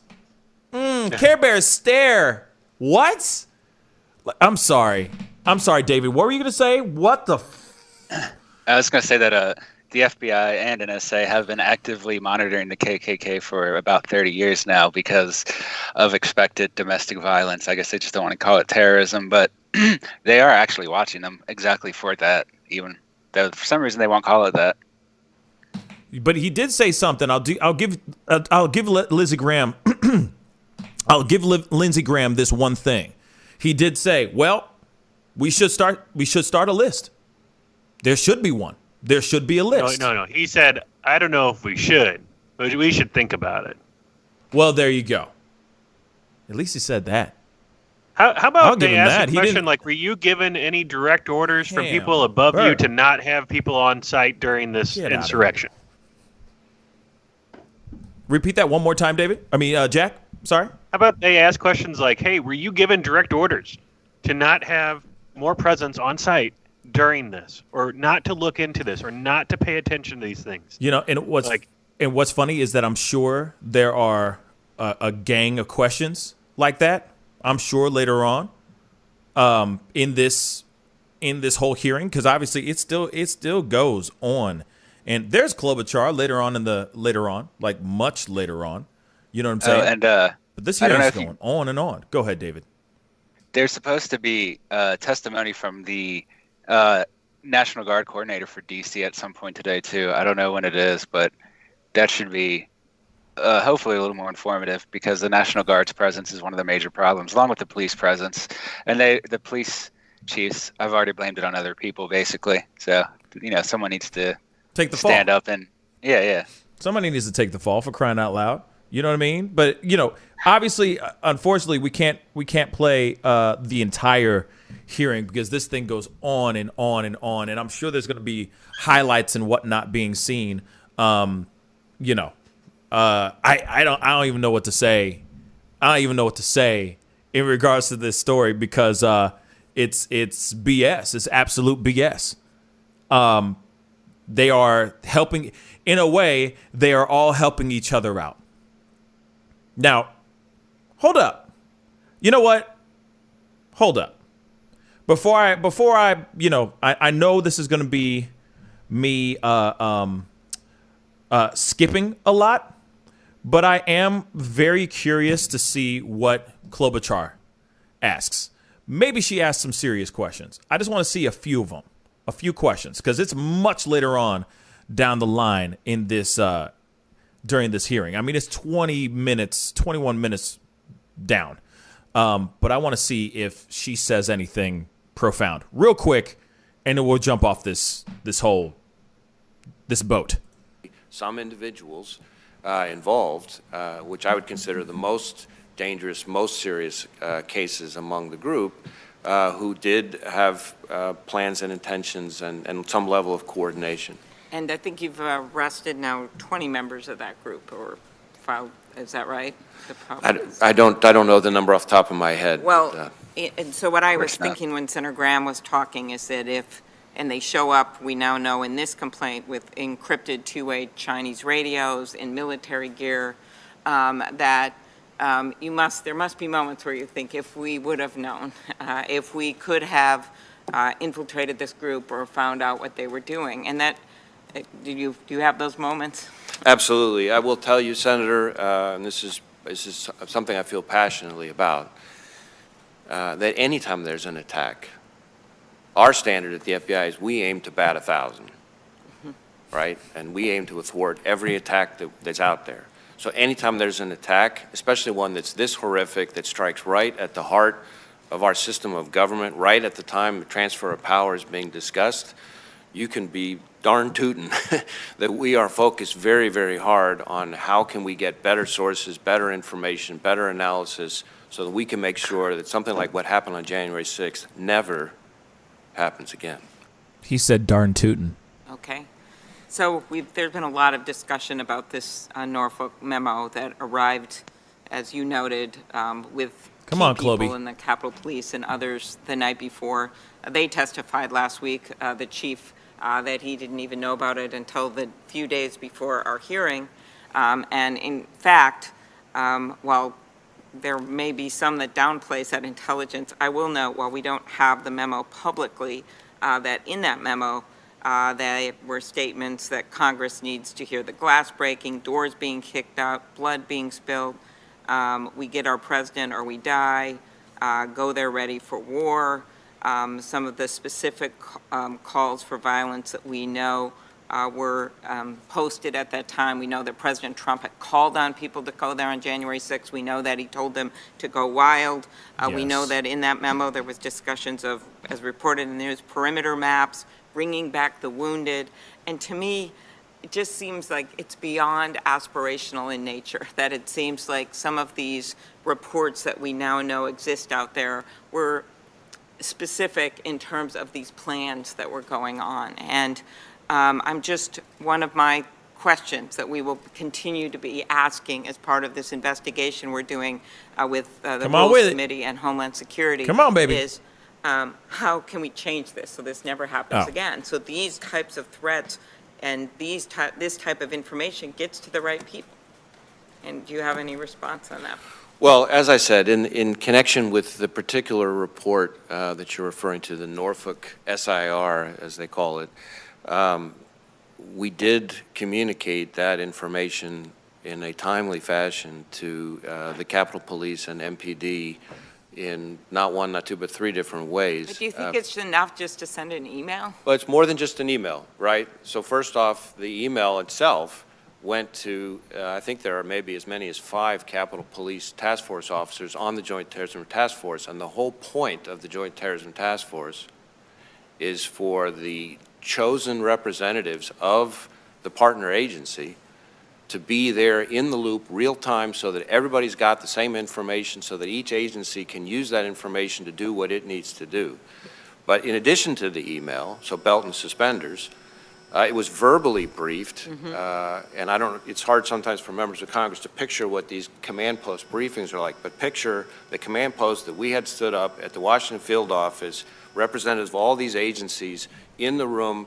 People are coming up to the microphone one at a time saying, okay, now we're tracking this, we're seeing this, we don't know if it's real or not, but here's what we're seeing, and everybody's taking notes, and the whole idea is they're supposed to go back and pass it up their chain of command. And then third, in addition to that, it was put into the LEAP, the law enforcement portal, to make sure that everybody got it. So yes, you explained that. Having said that, I do not consider what happened on January 6th to be an acceptable I want to point out result. that And that's why within the intelligence communities like the FBI, there are specific forms, I forget the name of them, but basically when you have evidence or suggestion of an imminent threat to a political person or agent of the United States, it's supposed to go directly to the secretaries of state, it would be the Secretary of Interior, I guess, in this case, and they immediately push that up to the president because any case of domestic, or not domestic, but of any immediate threat needs to be pushed up immediately because it usually requires a top-down response. And this is what you usually see in major intelligence things, like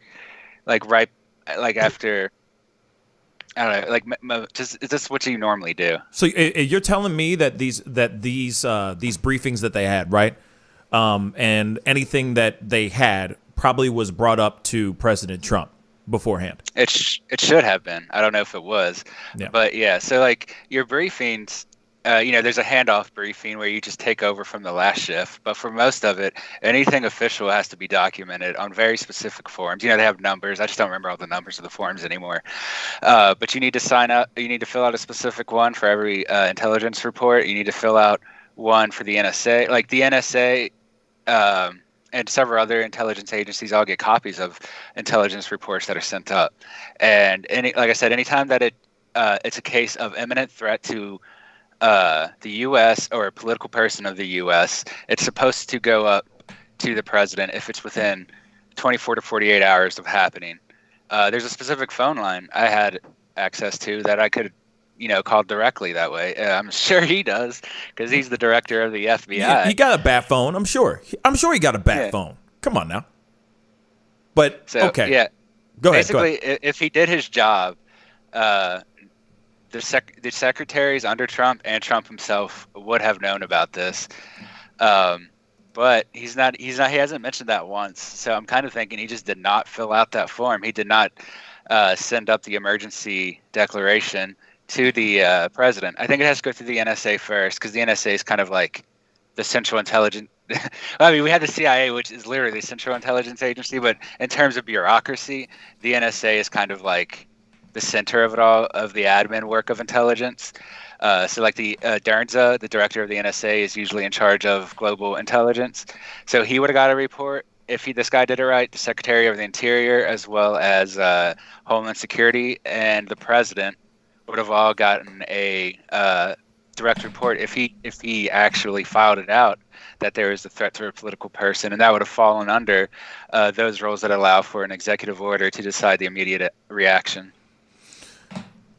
Okay, so if that's the case, and of course we got to continue here. So if that's the case, there is a possibility of Trump knowing about said possibilities of things going down. There's a possibility of those things going down beforehand, but he didn't do anything about it. So there's a possibility of him knowing that. Yeah. There's a possibility. Go ahead, Jack. He invited them. He knew all about it. I mean, it must have been. It's like, how do you... It's like going to the mafia and having somebody lower in the mafia trying to, say something bad about the top mafia guy. Like, what... Like, I don't understand how... If you think that the system is broken from within, and then you're utilizing all the system, like, of course nothing's going to get done. Like, how do you make somebody get in trouble that's leading the charge? In other words, untouchables. No, I'm just saying. In other words, untouchables. It's like it's a modern day political version of the Untouchables. And I don't know who was the person who was trying to always chase down Al Capone. I'm forgetting his name now. I forgot his name. I'm forgetting his name. But at least in the movie, who's Kevin? Who is Kevin? Field of Dreams looking ass. Kevin Costner. Who's Kevin Costner? Something O'Neill. Elliot Ness. Thank you, Drobo. Like Elliot Ness. Who's the Elliot Ness in this group? Probably Klobuchar, for the most part.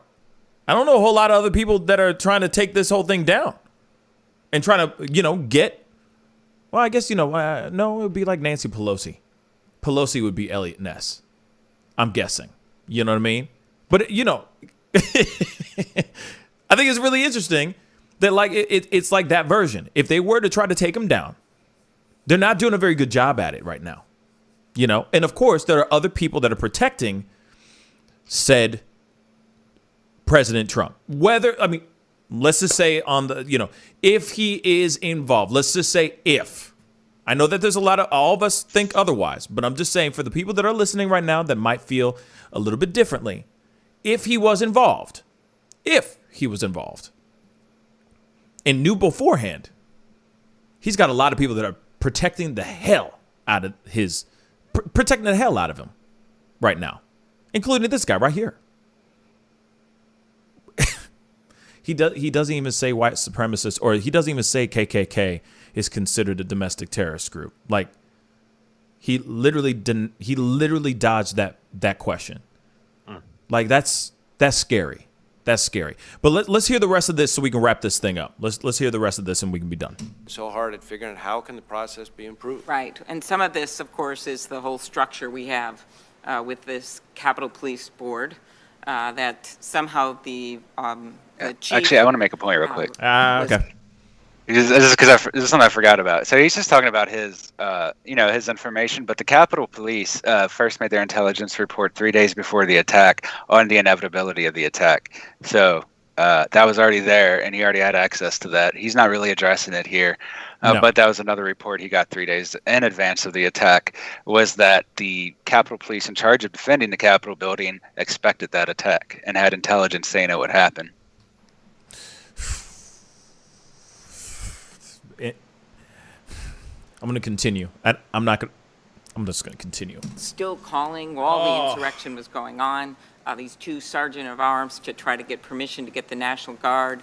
And this clearly, there has to be some major changes to what's going on here. I acknowledge that, and I'm going to push for them. But there still, to me, seems like they rely on the FBI and other federal agencies to get information. And we know that the New York Police Department sent intelligence reports to them, to the Capitol Police, that's on them, and the FBI's Washington field office in late December indicating there'd be violence on January 6th. Any comments on that? So, well, I'm not familiar with the specific NYPD product you're referring to. I will tell you that we, the FBI, over the course of 2020, put out a number of intelligence products specifically warning about domestic violent extremism, including specifically warning about it in connection with the election, including specifically warning about that threat in relation to the election continuing past Election Day itself and up through the inauguration, including a product that I think we put out with DHS in December of 2020. So we have trying to push out information. I am reluctant to armchair quarterback anyone else in their jobs. I can tell you we at the FBI are determined to do our part to make sure that what happened on January 6th doesn't happen again. We find it shouldn't have happened in the first freaking place. Come on. We're not able, as I said, to bat 1,000, and we're going to keep working to get better. Thank you. Keep working at it and getting better. Like, see, but this is the situation. Like, they talked about it earlier with Mr. Lindsey Teddy Grahams. Okay, he said, "Hey, 9/11 happened 20 years ago this year. You know, how much has changed in regards to their intelligence, in regards to prepping for any type of domestic, any type of terrorism that happens on our soil, right?" And now he's sitting here going, well, we're trying to bat at 1,000, blah, blah, blah. This was literally handed to you. Like, this was an underhanded pitch that you could have easily knocked out of the park. But like Casey at bat, you swung and actually, you didn't even swing. You just saw the ball pass right back past you into the catcher's mitt. You did nothing. And you talk about wanting to bat 1,000.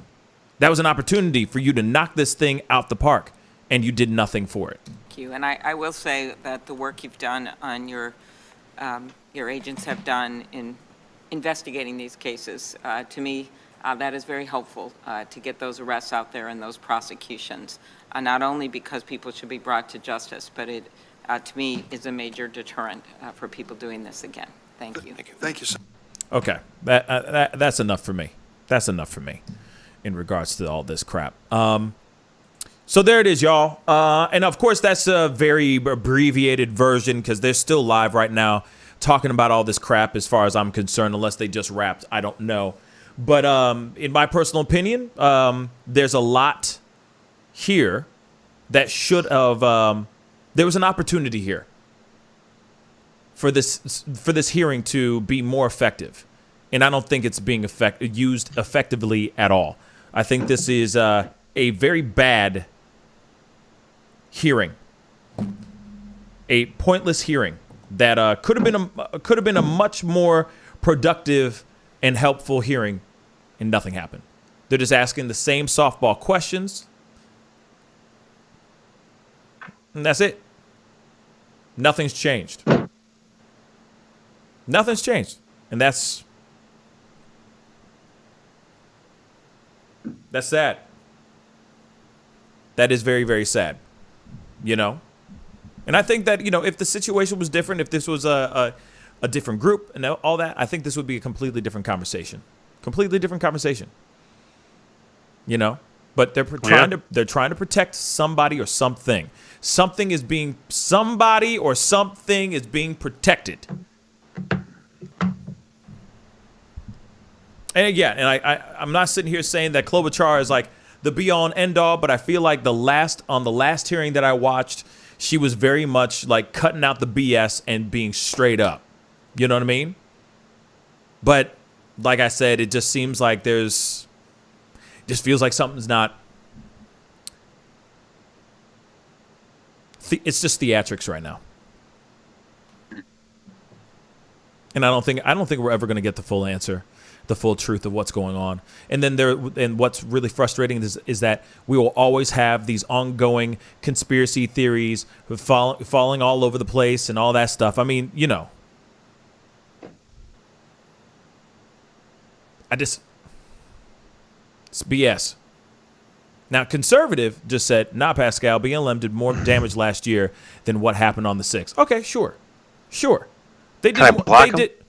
Huh? No. Hold up. No. He's somebody who no. We good. We are a agree to disagree relationship between conservative Republic and me. But here it is. When he says this, let me just answer that comment. Here it is.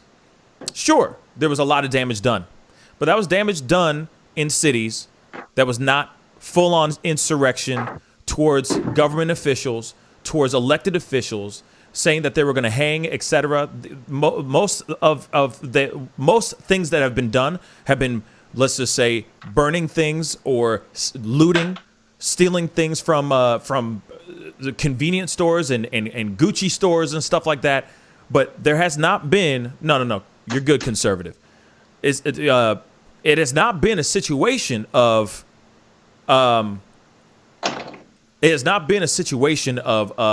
people going and trying to infiltrate and trying to hang, destroy, whatever our nation's capital, But I do truly think that if the situation was different, I think it would be a completely different reaction. Completely different reaction. What are you going to say, David? Yeah, I was just looking at the terrorist designations that happened this year. There's really been nothing related to the 6th. There's only been 2 cases. Biden revoked the terrorist designation of Nasrallah, and then 2 weeks later, he decided they're terrorists again. But that's it. Nothing else this year. Nothing about Proud Boys, KKK, or any of that. I mean, Canada declared the Proud Boys as a terrorist organization, but they're not in the U.S. yet. And as far as I know, we only have guidance on how to designate foreign terrorist organizations, FTOs. There might now be a domestic definition of terrorism, but I didn't find it in quickly looking for it.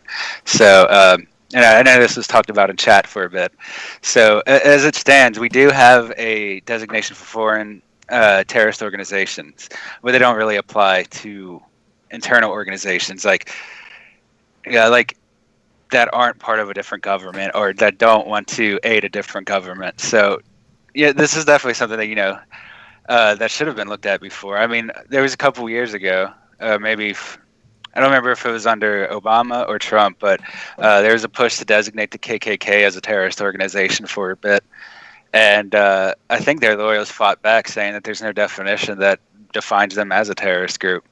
So that's definitely something that needs to be worked on, right. Especially if it continues to be a case where these people on the 6th, all these groups that they talked about are planning further attacks. It's something that they need to define, especially since a lot of the more violent parts of the actions we've seen this year don't really fit into either paradigm. Like the large movement of more right-oriented anarchists have actually caused a lot of the incidents out there. So it's not necessarily to split down political lines. I think that's part of their problem in investigating this issue is that they're conflating right-wing anarchists with right-wing white supremacist type thing. And they really need to define this because, that gives the government a lot more power to investigate people. Previously, thankfully, the Supreme Court has shot this down, but when the Patriot Act was initially passed, the NSA could survey you for the moderate suspicion of terrorism, and that has been revoked somewhat, so that they actually need to get what do you call it, like a warrant now, which I think is a good thing. But they still need to further develop that, because that's why we don't necessarily have a definition of domestic terrorism, because the Patriot Act allowed them to detain people indefinitely without proof or evidence of a terrorist attack. That's been shot down by the Supreme Court, and part of that expired, I think, 2017 or so. So part of that expired in 2017. So now they can't just survey American citizens at will without a warrant. Ideally, they need to get that warrant. And you would think that would come along with a definition of domestic terrorism, because otherwise I don't think they could get a legal warrant. So really what we're looking at is this needs to be fixed. This is more of a thing that needs to come from Congress and the president to fix at this point, because it's largely the executive branch that decides who is designated as terrorist. Not always, but it usually is within the executive branch. So they need to define it so that the courts can give warrants specifically for domestic terrorism, and then they can try people under that if that's what they want to do. Mm-hmm. And because right now we don't have the laws for that, or not the laws, but we don't have like the precedent of what's supposed to happen set. So right now, I think we're kind of just crippled by that. It needs to come from Congress and the president. That there is some sort of designation of domestic terrorism, not just FTOs, foreign terrorist organizations. Canada did it with the Proud Boys. Actually, they might treat it as a foreign one. I'm not sure. So there's at least precedent for domestic groups being called terrorists in other nations. But like I said, we need this definition, and until Congress and the president provides us with a definition of domestic terrorism, it's hard to call someone a domestic terrorist in the legal sense because there's no legal definition. So you're just saying a word. Like, it makes sense to us, speaking normally what it means, but in terms of the law, if it doesn't have a meaning, it doesn't really count. So it gets thrown out, basically. Yeah. I mean, if we don't have domestic something in regards to how we treat domestic terrorists already on a list or as a procedure or something like that, then we need to start doing that instantly, like immediately. But there shouldn't be a situation where they go, oh, well, they say this is going to happen, but we'll just they say it's going to happen. We're just going to throw it under the rug. Like, to think that there's been so much BS that's been going on over the course of the past few months leading up to the 6th, that there hasn't been any type of heads up. Like, they're not feeling like, ooh, some issue's going to go down. You got people like AOC or other government elected officials that were sitting there going, hey, we had a feeling something was going to go down. But you're telling me the FBI, the CIA, the National Guard, the police there, the Capitol Police that were involved there as well. You're telling me that they didn't know, they didn't have a feeling, an inkling of the ish that could go down on the 6th? Like, it just, to me, blows my mind. I'm just trying to piggyback off of what David just said. It doesn't make sense to me that they would have all this stuff. I feel like they had a laundry list of stuff to get prepared for, and they didn't do anything about it. Because you want to know why? Because they thought that, hey, these are right-wing, Trump supporters. Yes, they're extreme. Yes, they may be extreme, but they're not going to do what Antifa or BLM has ever done. They're not going to do anything crazy like that. This is their country. They're not going to do anything to their own people. They're patriots. They're not going to do that. That's exactly what was going on in their head. That's what I think went on in those guys' heads. That's what happened in the FBI's heads. They were like, hey, nah, they're not going to do anything crazy. There's no way they're going to do anything crazy. They're not going to do this to their own people. And guess what? They did. Then next thing you know, that's why if you put this piece and that piece together, the last hearing that we saw and this hearing together, they go, oh, we're worried about the optics of what this is going to look like. To see the army, troops come in and beating those Trump supporters' asses. Those quote unquote patriots, MAGA flying, freaking Trump swag wearing 1776 looking asses getting their ass beat by dudes in camo. Real talk. They're worried about the optics. So I think that had to do with everything. You click that and drag it on top of everything else. Not only just Officer Sund and the Capitol Police and the Metropolitan Police and all that stuff. You got the FBI that's going, man, this is going to look really bad. This is going to look really, really bad in regards to the rest of the like how media is going to take this. Media is going to take this, chop it up like crazy. They're going to chop it up like crazy and make it look like make the right wing supporters out here, make them look bad. We don't want to do that. That's a bad idea. We're just going to sit. And if stuff goes down, we'll figure it out then. Ish hits the fan. Ish hits the fan. Ish hits the fan. And then what happens? They sit there and they go, well, twiddling their thumbs. Well, let's just sit back and see what else happens. What? These are the same people that they were going, no, these are patriots that were peeing in hallways, smearing poop, feces on the walls, beating people with crutches, fire extinguishers, MAGA flagpoles,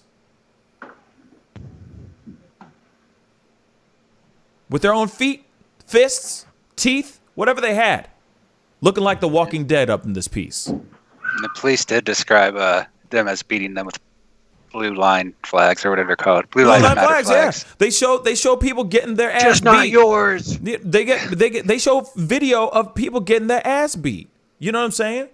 Getting their ass beat. And it's just like, yo.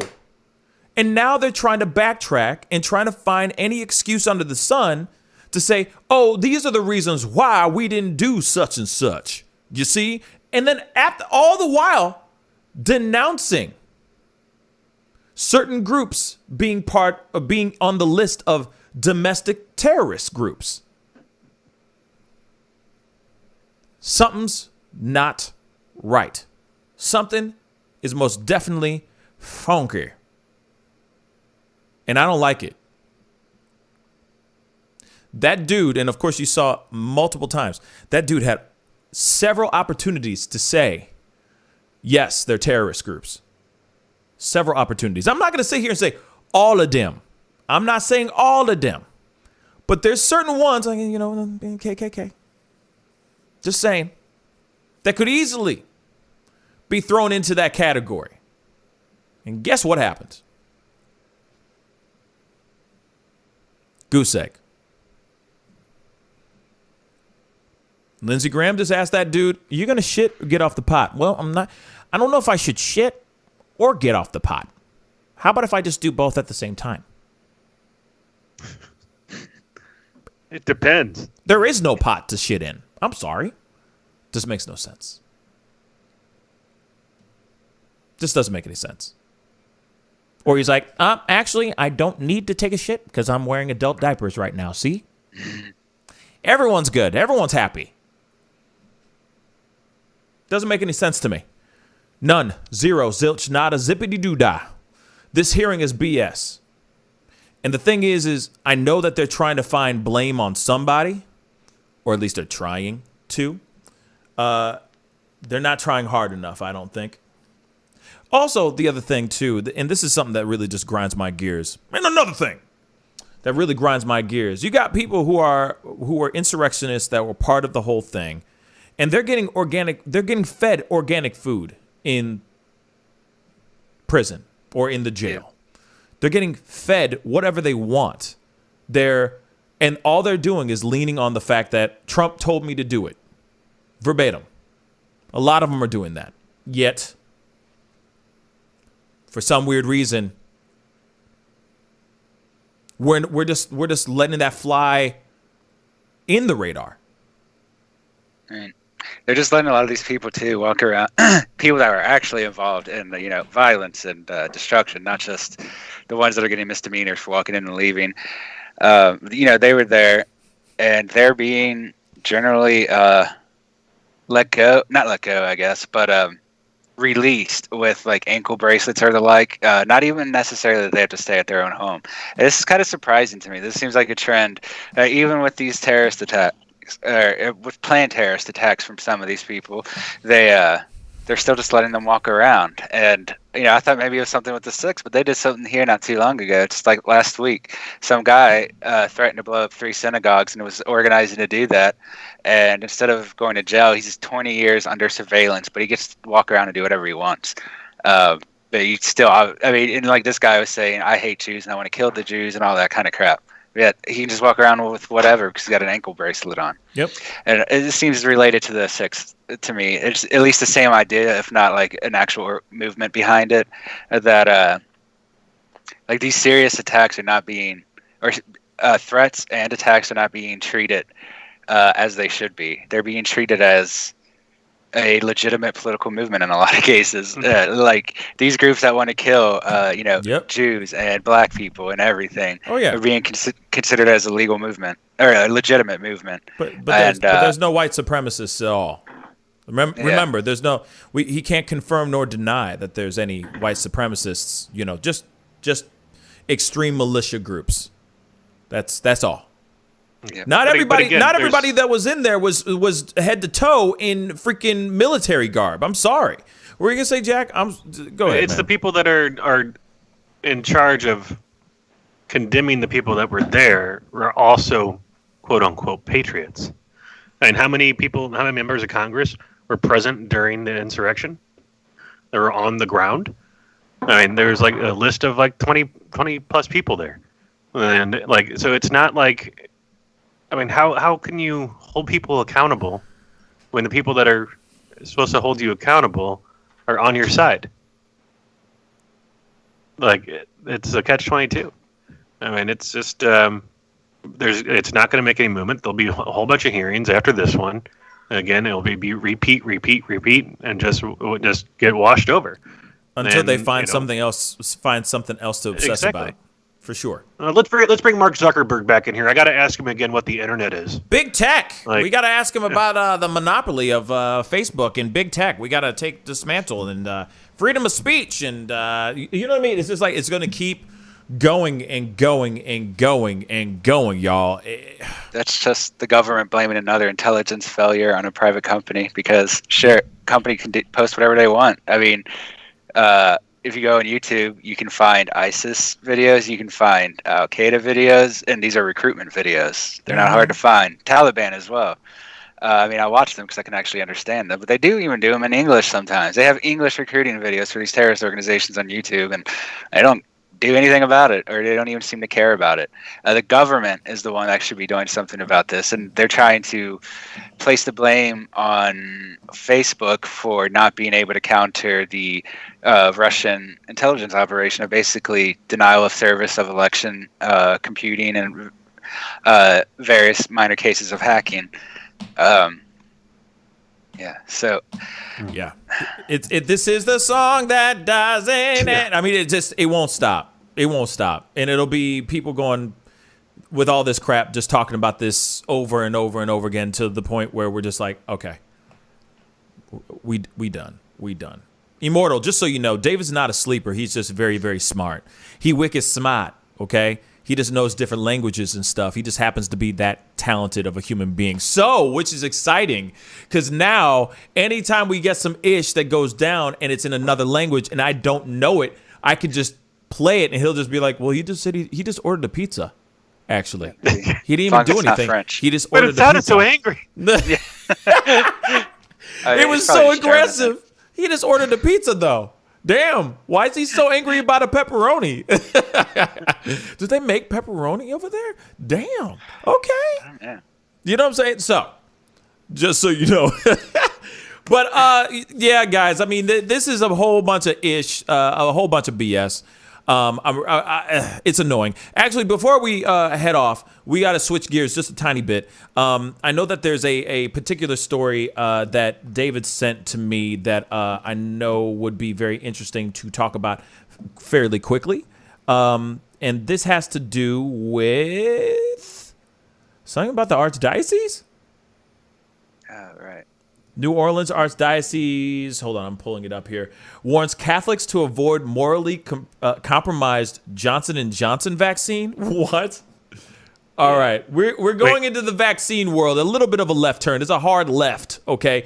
But we got to go into this really quick. So on Friday, as a Food and Drug Administration expert panel recommended approving the Johnson & Johnson coronavirus vaccine, the Archdiocese of New Orleans offered a differing opinion. Taking the Johnson & Johnson vaccine, the Archdiocese said, would be immoral. So, and I quote, they say the Archdiocese must instruct Catholics that the latest vaccine from Janssen & Johnson, that's funny, from Janssen, Johnson & Johnson is morally compromised as it uses the abortion-derived cell line in development and production of the vaccine as well as the testing. And this is from the Archdiocese of New Orleans, said in a statement on Friday. What? So the decision could put the Archdiocese in conflict with the Vatican and Pope Francis, who have been aggressively pro-vaccine. Last December, the Vatican approved the use of vaccines that have used cell lines from aborted fetuses. Sorry, that took me a minute. Aborted fetuses in their research and production process, adding it's morally acceptable, although the Pope has yet to specifically address the Johnson & Johnson shot. That is very interesting. So they are saying, the Archdiocese of New Orleans is saying that it is immoral to take the Johnson & Johnson vaccine because of stem cell? So at least 5 of the candidate COVID-19 vaccines use one of 2 human fetal cell lines, HEK-293, a kidney cell line widely used in research and industry that comes from a fetus aborted in about 1972. And PER.C6, a proprietary cell line owned by Janssen, a subsidiary of Johnson & Johnson, developed from retinal cells from an 18-week-old fetus aborted in 1985. Both cell lines were developed in the lab by molecular biologist Alex van der Ebb at Leiden University. 2 of the 5 vaccines have entered human trials. So these are from 2 different, I guess, abortion events that then were, given the right to use the cells, So it's not okay. So it's spinal fluid. One is from an aborted baby, correct? Well, it sounds like these 2 are from the retinal fluid. Eye fluid and kidney fluid. Yeah. So it's not like stem cell. It's not a stem cell, correct? Yeah, I mean, retinal cells. I don't know what that is. Go ahead. The cells in your retina are just part of your brain, which is tied into your spinal fluid. It has similar compositions at different parts. So you can take stem cells from a few different areas. They actually appear all throughout the human body. It's just a matter of where they can harvest it from. Basically, a stem cell is just a brand new cell that hasn't been coded to do anything yet. So anywhere your cells are produced in your body is where you can get stem cells from. But it usually you can't usually do it from something that's alive because you need to take a lot of fluid to separate it. Gotcha. Which would kill anything that's alive, basically. Anonymous. Sorry, go ahead. Sorry. I was just going to say that, yeah, so aborted cells have been used in a lot of vaccines in the past. I think it started maybe the 80s is when it first started. Stem cells weren't really used in terms of research until about the 2000s, which is most likely it's not most likely. It is, in fact, when all these vaccines and MMR technology began its development. We just actually saw AstraZeneca, who helped develop that technology, abandon it, and they dropped their stocks in Moderna because they don't like that RNA technology. AstraZeneca is actually the one that made the RNA technology that both Moderna and Pfizer use, and they considered it unsafe. So only Pfizer and Moderna are based on that MMR technology, and so these are different. This and the Johnson & Johnson vaccine and the what's the other one? The AstraZeneca vaccine are instead based on a more traditional adenovirus vaccine, and they do. I think at least for 15 years now, they have been using those long generation of stem cells to build up a lot of these vaccines. And now what you have to do, keep in mind, is like a lot of these initial sampling, it's not like they're constantly going back and pulling out new stem cells. They pulled these stem cells once, and in a lot of cases they just clone or breed them, and then you can use them for research afterward. But they're still. It does initially come from a baby. Okay, yes. I was going to say because it's still being cloned from a fetus, an aborted fetus. baby. So I can understand them going, well, of course, this the Catholic Church. I'm Catholic. The Catholic Church definitely frowns upon.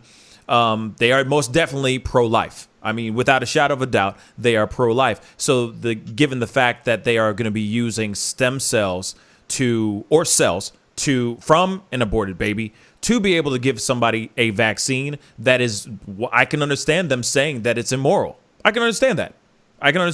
But at the same time, though, this is the question that I'd like to pose to everybody else. Actually, this is a very good question. The question is this. If you know that you can save millions of people by risking one life, let's just say, would you do it?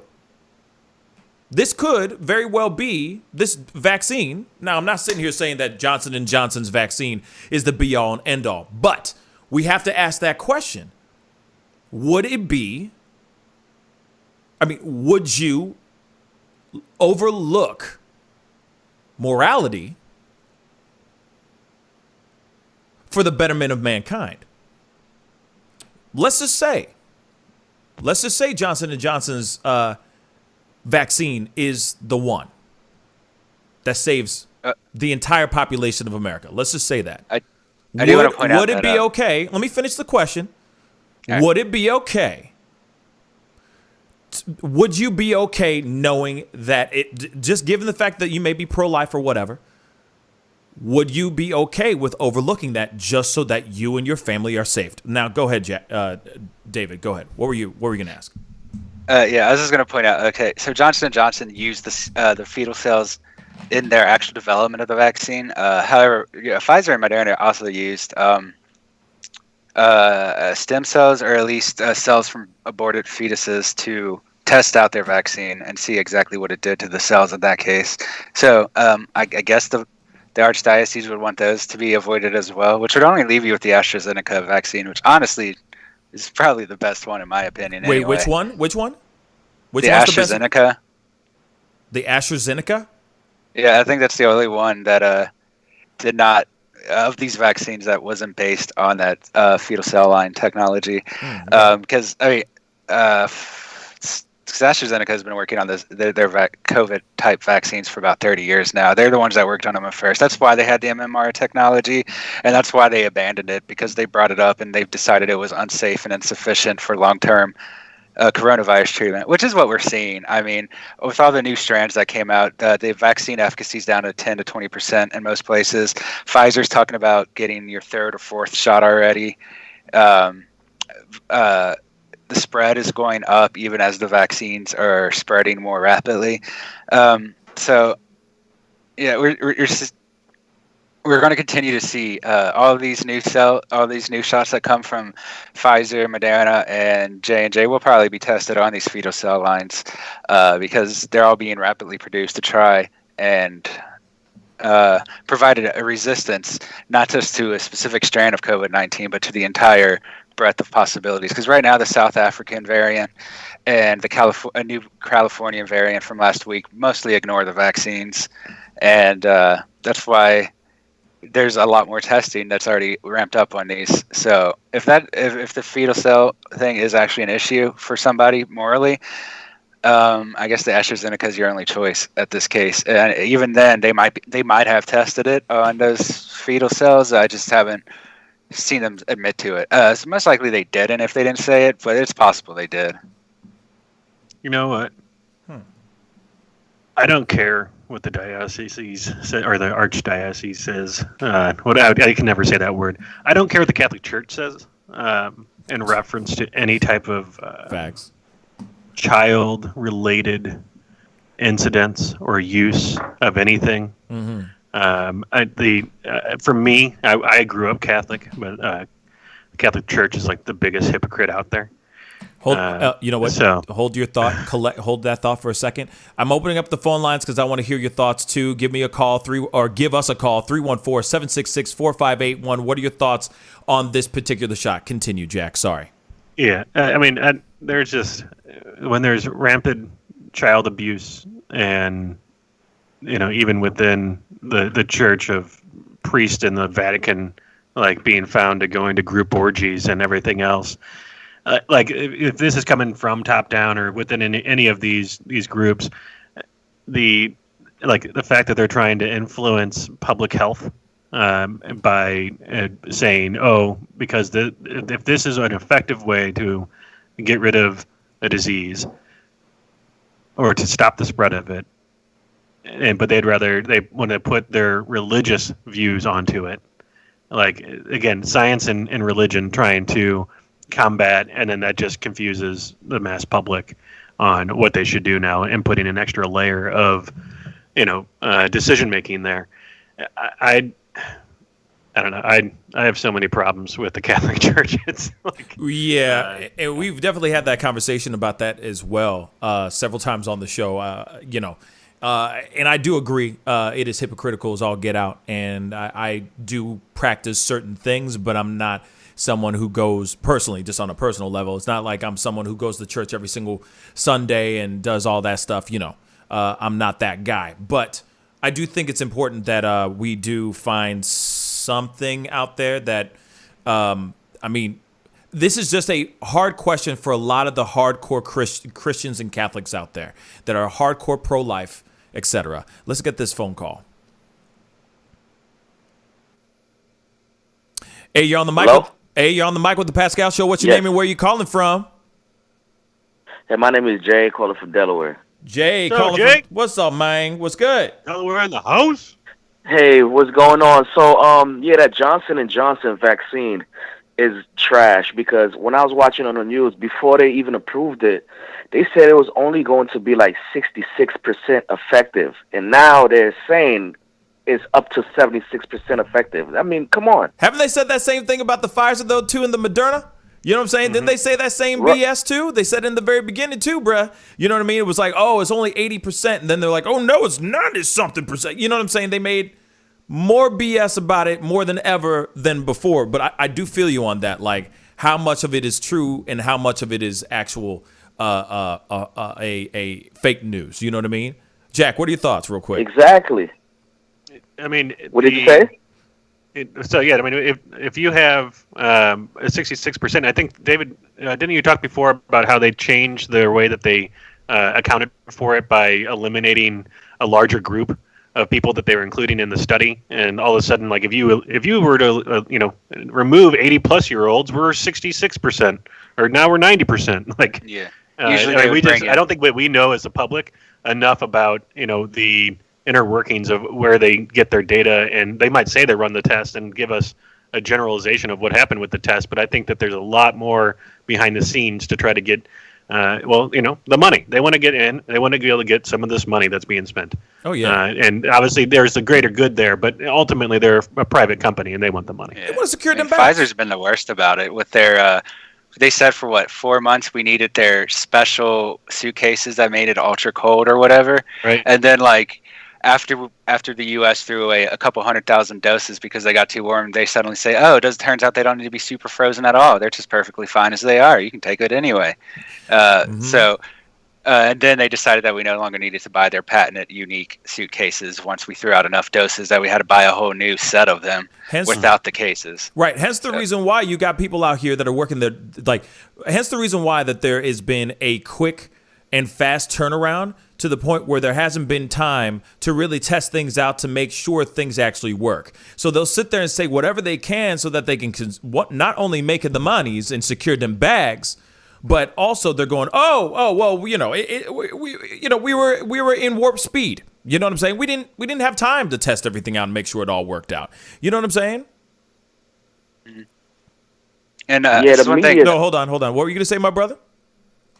I said the media is contradicting itself because they are saying that how black community is not taking the vaccine, but yet on some other news channels they're saying they can't even find the vaccines. Which one is it? Wait, so you're saying that it's just so much hypocrisy in the media. So you're saying that they can't find the vaccine? Wait, say that first part again one more time.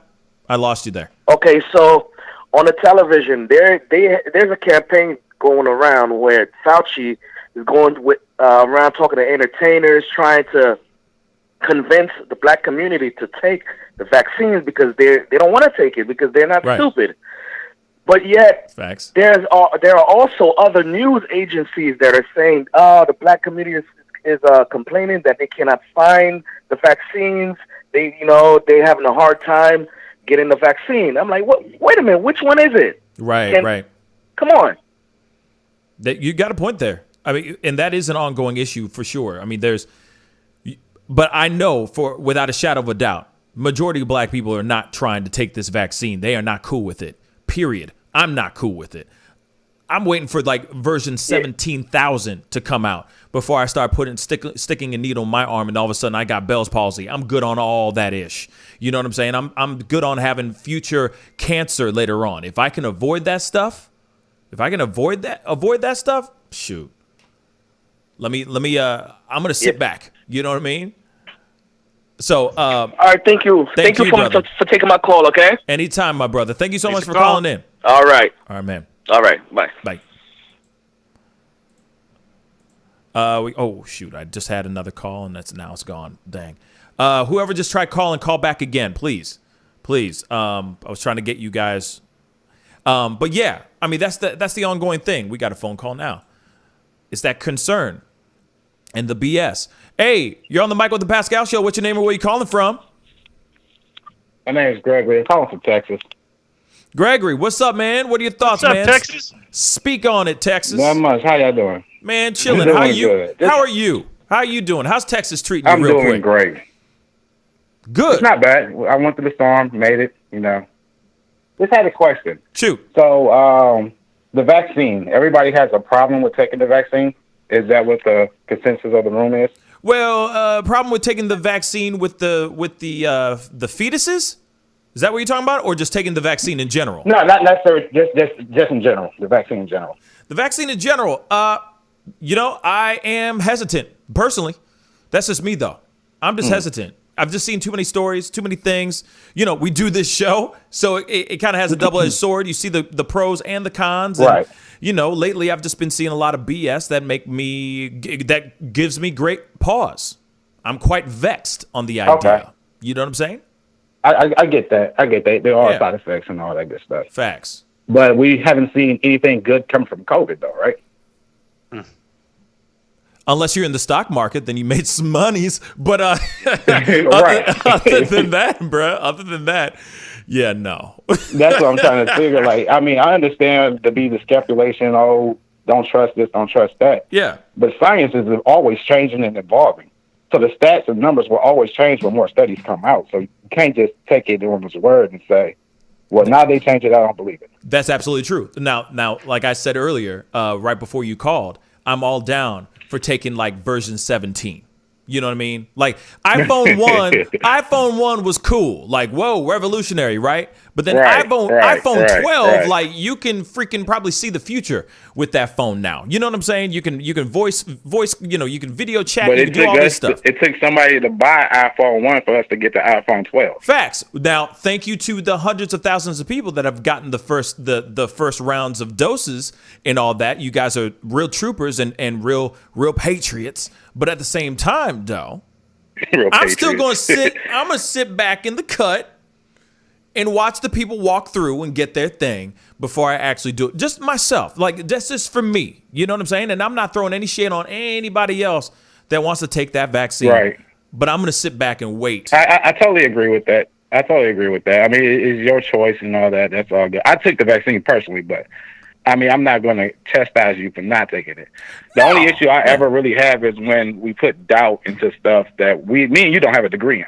You know what I mean? Facts. Mm-hmm. But what's frustrating to me, and I'm going to throw it to the guys here really quick, but what's frustrating to me is that we are listening to 7 different people, not even 7. It'll be like 70 different people coming at you on camera, on TV, that are all part of either the CDC or it's Fauci or it's, you know what I mean? It's like left and right, left and right, all these different things. And you're kind of going, do I take it, do I not take it? Because no one's telling me to take it or not to.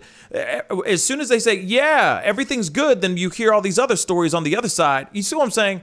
It's right. It's hot and cold a lot. It's hot and cold. But fellas, what are your thoughts on this? David, Jack, speak up. What are your thoughts, David? I agree to a certain extent, but there's just a lot here in that these vaccines aren't created equal. So I often look at each one of them in their own case.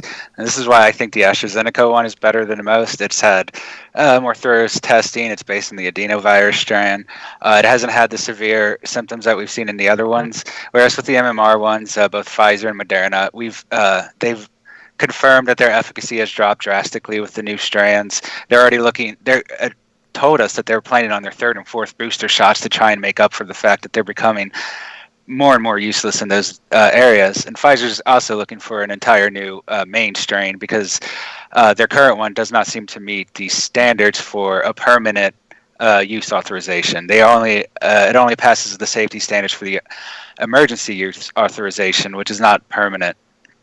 So if they actually do want to have a permanent vaccine that they don't need the EUA through, then they need to basically they need to make better vaccines first for that permanent authorization. The Johnson & Johnson I have a one's question new. on that. Okay. You have a question on that? Sorry, I got a question on that. Yeah, shoot. Yeah, so we got to admit this is one of the fastest vaccines they ever made in history because of what's going on.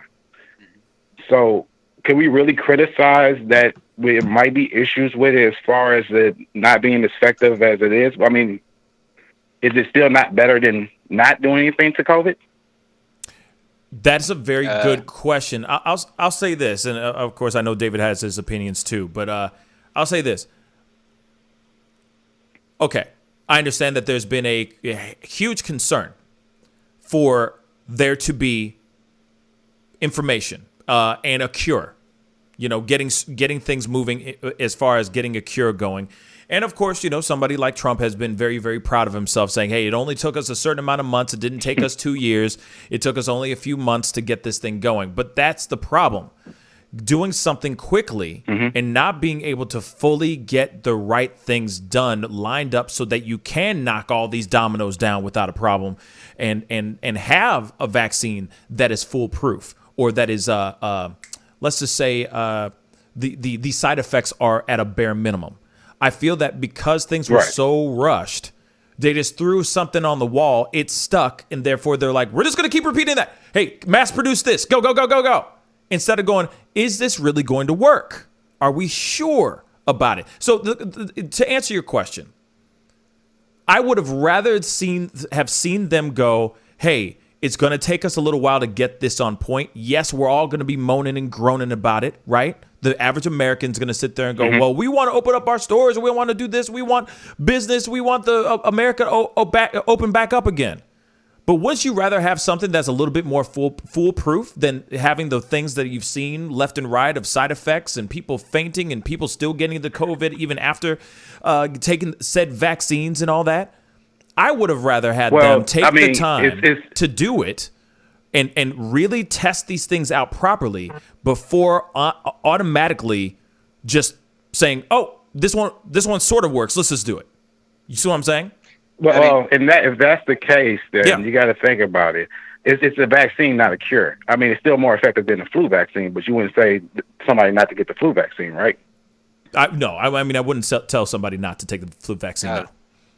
The flu vaccine has a lot of testing. It's pretty safe. And it's been around for a long-ass time. So that's but COVID has not been around for a long time, and COVID is a new thing. So we're trying the best that we can.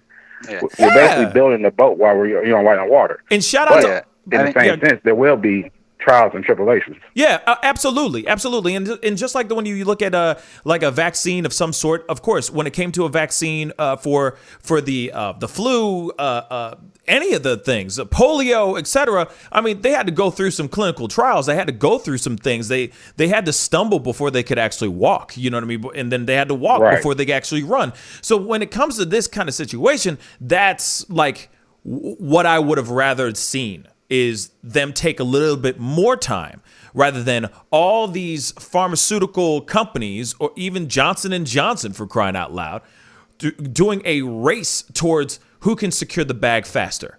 That's what it kind of feels like. So when you say that's another question I had. Do you think it's because of that, or you think it's just because the nation is suffering because of GDP? The best way for the nation, Johnson & Johnson, anybody to get money is just for us to go back to full staff. Do you look at it that aspect? That's the reason why it's such a rush and a race? Operation Warp Speed. They said, develop it. We have money for you to develop it. Yep. We're going to give you money. Well, not only the money, I'm just talking about as far as like the GDP, our nation's growth. Yeah. You know, as far as like industries reopening, bringing money in, that could be a reason why it's such a push to get it out fast and make it that we are able to go back to work. The expectation is even with the vaccines, we won't be able to go back to normalcy until 2027. That was based on the CDC report released under Biden. So it's like right now, the two main vaccines are 20% effective against the Californian and the South African strain. That's with 2 shots. So that's why Pfizer and Moderna are looking at these boosters. Because that would provide you roughly 20% immunity. But it's also important to remember that it will provide you that immunity, specifically in severe cases. These vaccines aren't largely able to prevent all cases of COVID. They do decrease it, but for the most part, they seem to only prevent the severe symptoms. So, that does have an efficacy. That's the case. It's like, so this is one of the problems that the CDC and the doctors have actually been pointing out. This is why the virus is mutating and getting more dangerous. Fauci said this himself. Basically, we're using these under-effective vaccines that expose the virus to technology that's inadequate to stop it from spreading through the populace, but it's close enough to what we want to use that they basically learn to become immune to the vaccines. And that's why we're seeing some of these strands that are already more and more resistant to the vaccines, because their efficacy is low enough that enough virus is surviving that it grows immune to it. I mean, this is kind of the problem we've been having with antibiotics over the past 10 years or so. So a lot of these poor treatments are being attributed to the more dangerous variants of COVID-19. Fauci does himself want to look at a different way. He didn't release details, but he wants to look at keeping people locked down for longer until the vaccines reached largely 90% of the population, because otherwise there's no guarantee that it's going to do anything just because of this dropping in efficacy. Right, because it's still out there spreading. Right. Yeah. And that makes sense. I think the AstraZeneca one is the best vaccine to look at. It's they're the ones that have worked with the coronavirus the longest. They're the one that developed the technology Moderna and Pfizer are using. They did abandon it because they considered it unsafe. They still owned it. They just sold their stocks in Moderna actually because they were not happy with the way the RNA vaccines are rolling out. And Moderna's lost a lot of money over it actually. Their stocks are starting to go down. Pfizer's has gained a little bit after it turned out their vaccines didn't need to be frozen anymore, which they're the only ones that claim they had to be frozen. And so we got these vaccines going across the seas. We still have the issue that the European Union might stop shipping out all vaccines from Pfizer because they aren't getting enough. Both Pfizer and Moderna are about 3 months behind their supply chains. So the European Union is considering actually blocking the exportation of vaccines from Europe. So what we really need to do, I think, is we need to kind of look at these, maybe look at this AstraZeneca one, maybe the Johnson & Johnson. It's really new, so it's hard to say much about the Johnson & Johnson one. That's why I haven't talked too much about it. Their initial studies were pretty standard with the other groups. And what we really need to see at this point is if these booster shots that they're talking about will be able to outpace the mutation of the variants. This is really up to the doctors in charge of the distribution of the nation. They're like, this isn't something an individual can choose, but they are ultimately, and like Fauci pointed out, they are causing the virus to become stronger against the vaccines by using these inadequate vaccines. I get what you're saying. I totally understand what you're saying. But the only thing, like I said, I just don't want to put doubts out there. If that makes sense? Yeah. Because once the doubts come in, other aspects come in. We already live in a whole world where, we have so-and-so elections and this and that. I'm not going to say it because I know. But it's just the doubts. That's the problem that I just have with any conversations about vaccines, because especially in the Black community, my community, we hear vaccine, we run away. And it drives me crazy. Yeah, I mean, I think that I think there's a lot of things that we have in the Black community that are raise a lot of concerns, and I think they're totally justified. I think there have been a lot of things that have been thrown at the Black community as we have been used as basically guinea pigs, tested with all types of things. Let's not forget the Tuskegee experiments as well. All that stuff that went down. I mean, there's a lot of things that we have gone through as a Black community that have totally that give us great pause, and I think they are completely and 110% justified, because as much as they say these certain things that have happened are just conspiracy theories, actually they have been proven as not. They have been debunked. You know what I mean? It's like they have been proven as being truth and not conspiracies. So, I mean, 1,000%. Exactly. So when you got people, and don't get me wrong, there are Black people that are taking the vaccine and that have been more than happy to take the vaccine. But at the same time, yeah, I don't blame any Black person having any concern. They weren't having, they weren't running tests. But in the very beginning, I don't know about now, but in the very beginning, they weren't running tests as many Black or as many people of African American descent. They were putting it more on white people than they were doing it on Black people. And then you see all these side effects that keep happening. So I understand the Black community going, whoa, time out. You just threw this stuff out and we're supposed to be okay with it. And then, of course, we're all intelligent individuals and we all have the Googles, love. So we can go and Google and find out all these horror stories that are proof positive of things that actually happened.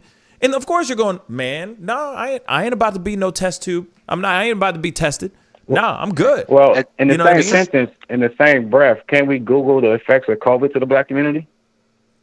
Yeah, you should be able to. Yeah, you should be able to. VAERS keeps track of all the symptoms. They don't distribute it by race, though. So it's hard to say what symptoms affect what race just from looking at them. But yeah, that information is mostly out there. They haven't. What's up? No, I was going to say, I think that a lot of information is at our fingertips. Easy as typing in something in Google and finding out the test test results on the African American community and whatnot. I really do think that. You know what I'm saying? Right. But it's well documented that it is affecting the minority community. COVID is really affecting us. It really is. But the funny thing is that there's not enough testing on the African American community. That's the issue. That is my biggest issue right now. We have all day long people who are going and lining up and taking the COVID test all day long. Remember this? I want to say this really quick before we have to wrap up the show, unfortunately. But remember there was a time in the very beginning when COVID was happening last year? Man, it's almost a year, by the way, that we were locked down. But remember, almost literally in a couple days, it'll be a year that we've been, at least in my world, we were locked up. Okay. So real quick. Remember there was a time when COVID hit the fan and we were all sitting there trying to find places where we can go get COVID tests and all that stuff. They were not testing in black communities. They were having a hard time. Right. Black people were having a hard time going and getting tested in their own communities because there were not COVID tests available in the black communities. Remember that time? Remember that? Because I remember like it was yesterday. So why wouldn't the black community trust taking a vaccine that hasn't even been tested on them either? You see what I'm saying? We were the last to get COVID tests readily available in our communities. Right. You see what I'm saying? You got to understand, it's a domino effect. It all started last year. And then the brother that was on the phone call earlier was sitting there going, hey, people who want to get the test are having a hard time getting the test. Black people having a hard time getting the test. I mean, not the test. I mean, sorry, the vaccine. Yeah. It's like, what the hell? See what I'm saying? There's a lot of craziness going on. I agree that it's hard for people to find the vaccine. I mean, it's terrible hard. No matter, I know of plenty of people, all kind of races, that can't find the vaccine. But yeah, I get what you're saying. See what I'm saying? Yeah, it did. Yeah, and I agree. I got the vaccine. I got lucky, I guess. Yeah, no. And there's a lot of black people. Sorry, David, but we got to wrap it up. So whatever you got to say has got to be quick. But the thing is even when when it comes to the black people, there are a lot of black people that have gotten the vaccine, but they all have been either frontline workers, some teachers, etc. You name it. You know what I'm saying? So it's not as hard, but at the same time, there's a lot of things that are there's a lot of things that need to be figured out, and yes, I think for everybody, even white people are having a hard time getting the vaccine. Bruh, they weren't white, but I did a pop-up video about two women that dressed up like grandparents or old women just so that they can get vaccinated. Real talk. You know what I'm saying? They acted like something else so that they can get the vaccine. Some people are desperate out here to get the vaccine, but there's like a line going up. David, what are your thoughts real quick? I was just I wanted to encourage people to look at the VAERS data more when they decide to get what vaccine they want, because we have pretty much all the vaccines are up there now. And is kind of related to the same issues, the black thing, testing on black people. I mean, they're doing the same thing with pregnant women. There have been cases of SIDS, but they still want women to take it so that they can get enough data to know if it's safe in general. But that's where I really recommend checking out the VAERS data, because if you look at, say, AstraZeneca compared to the other ones, AstraZeneca's only had 4 deaths out of its vaccines. I think Pfizer's had 600 and Moderna's had around 800 or 900 deaths. That's not counting brain deaths, which have happened as well. So this is why I continue to urge against the MMR vaccines. They've traditionally, based on what the CDC is tracking, have had more dangerous symptoms. You're actually more likely to get a symptom from the AstraZeneca. In average, people have 6.5 symptoms from the AstraZeneca vaccine, and they have 5 symptoms from the Pfizer and Moderna vaccine. But like I said, there's only 4 cases of death with the AstraZeneca and no cases of brain death, while the others are in the hundreds in that case. So this is why I urge everyone to continue to watch what the CDC is tracking and gathering this data on, because a lot of this doesn't end up making it in the news, but they have it all on their website and things. Because there's all kinds of problems you might not be aware of that could be problems, because kidney failure is a huge thing. So maybe if you have a kidney problem, that might be something you want to talk to your doctor about first. So I suggest everyone goes to VAERS, which is VAERS. It's the CDC and the FDA's site to track how vaccines are operating. This is basically the way we're testing the vaccines on the larger population. So go there and see the data, and then decide for yourself which vaccine you think is the best if you get the choice. But all the data is there, and there's a lot of bad things. There's not a lot. It makes up a certain percentage. So you can look through this data yourself and decide if the risk of one way or the other is more favorable to you. And like you said, in general, this is going to be more likely to protect you from COVID-19 than it is to kill you or do anything permanent like that. But it's very important to be informed going in, because those side effects can happen to you. You just need to be ready to accept that if that's the case that rolls out.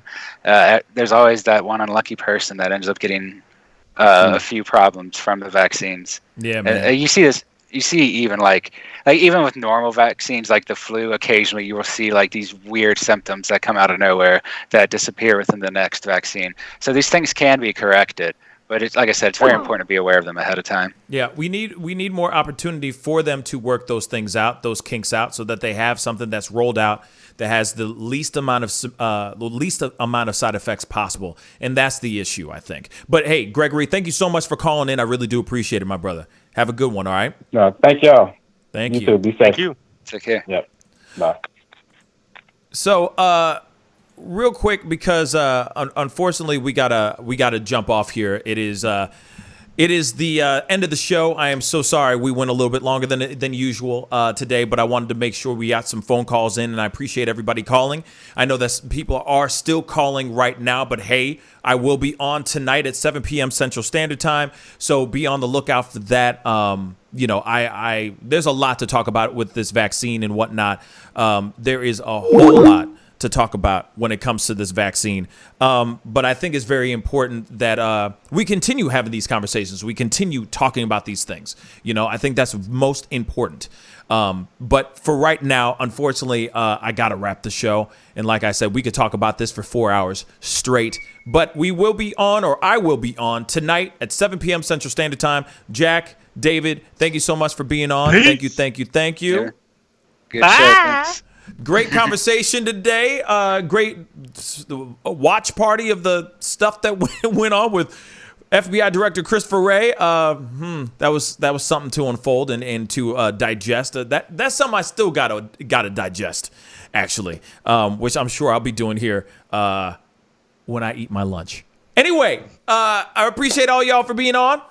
I'll be on tonight at 7 p.m. Central Standard Time, so I will be most likely dragging the conversation over there, the phone calls and all that over to tonight's conversation. So be sure to tune in tonight, 7 p.m. Central Standard Time. I will have the phone lines open then, and we'll talk then. Anyway, be good to yourselves, be good to one another, and I'll see you guys tonight at 7 p.m. Central Standard Time. This is The Pascal Show. Bye. Buy my merch.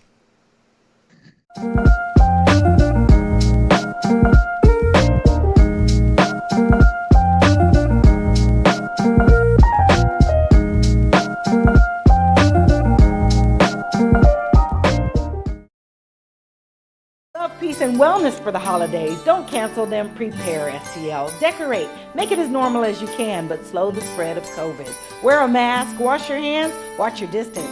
Prepare STL, helping St. Louisans of color prepare and prevail. But you see how he makes these S's in his body right here? That's where he's hanging on, and then he's moving forward with the locomotion of his ribs. That is classic Missouri rat snake right there. So I'm gonna go ahead and grab him before he gets into a hole. Now, these snakes are not biters. They won't bite as long as you don't squeeze them.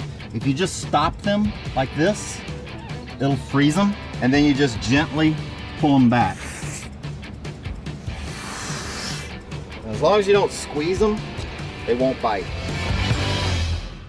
Yo, Mike, what's up, man? Guy? Good to see you, man. Yeah, so Sugar Fire. Yeah. Fully open, right?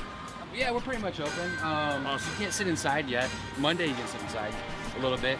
We'll have 25% of the tables inside, and then we're letting it rip outside. So I know that there's a lot of people really concerned about staying safe and all that. No, so what are you guys doing in regards to that? Well, we have extra people to clean and rub everything down all the time. Everybody inside's wearing masks. And we have little stickers on the ground so everyone can stay 6 feet apart. Right on. The tables are all spaced out, inside and outside. Sugar Fire, open in full effect right now. They're staying healthy, they're staying clean. Go get you a rack of ribs. Sugar Fire, open right now. Thanks.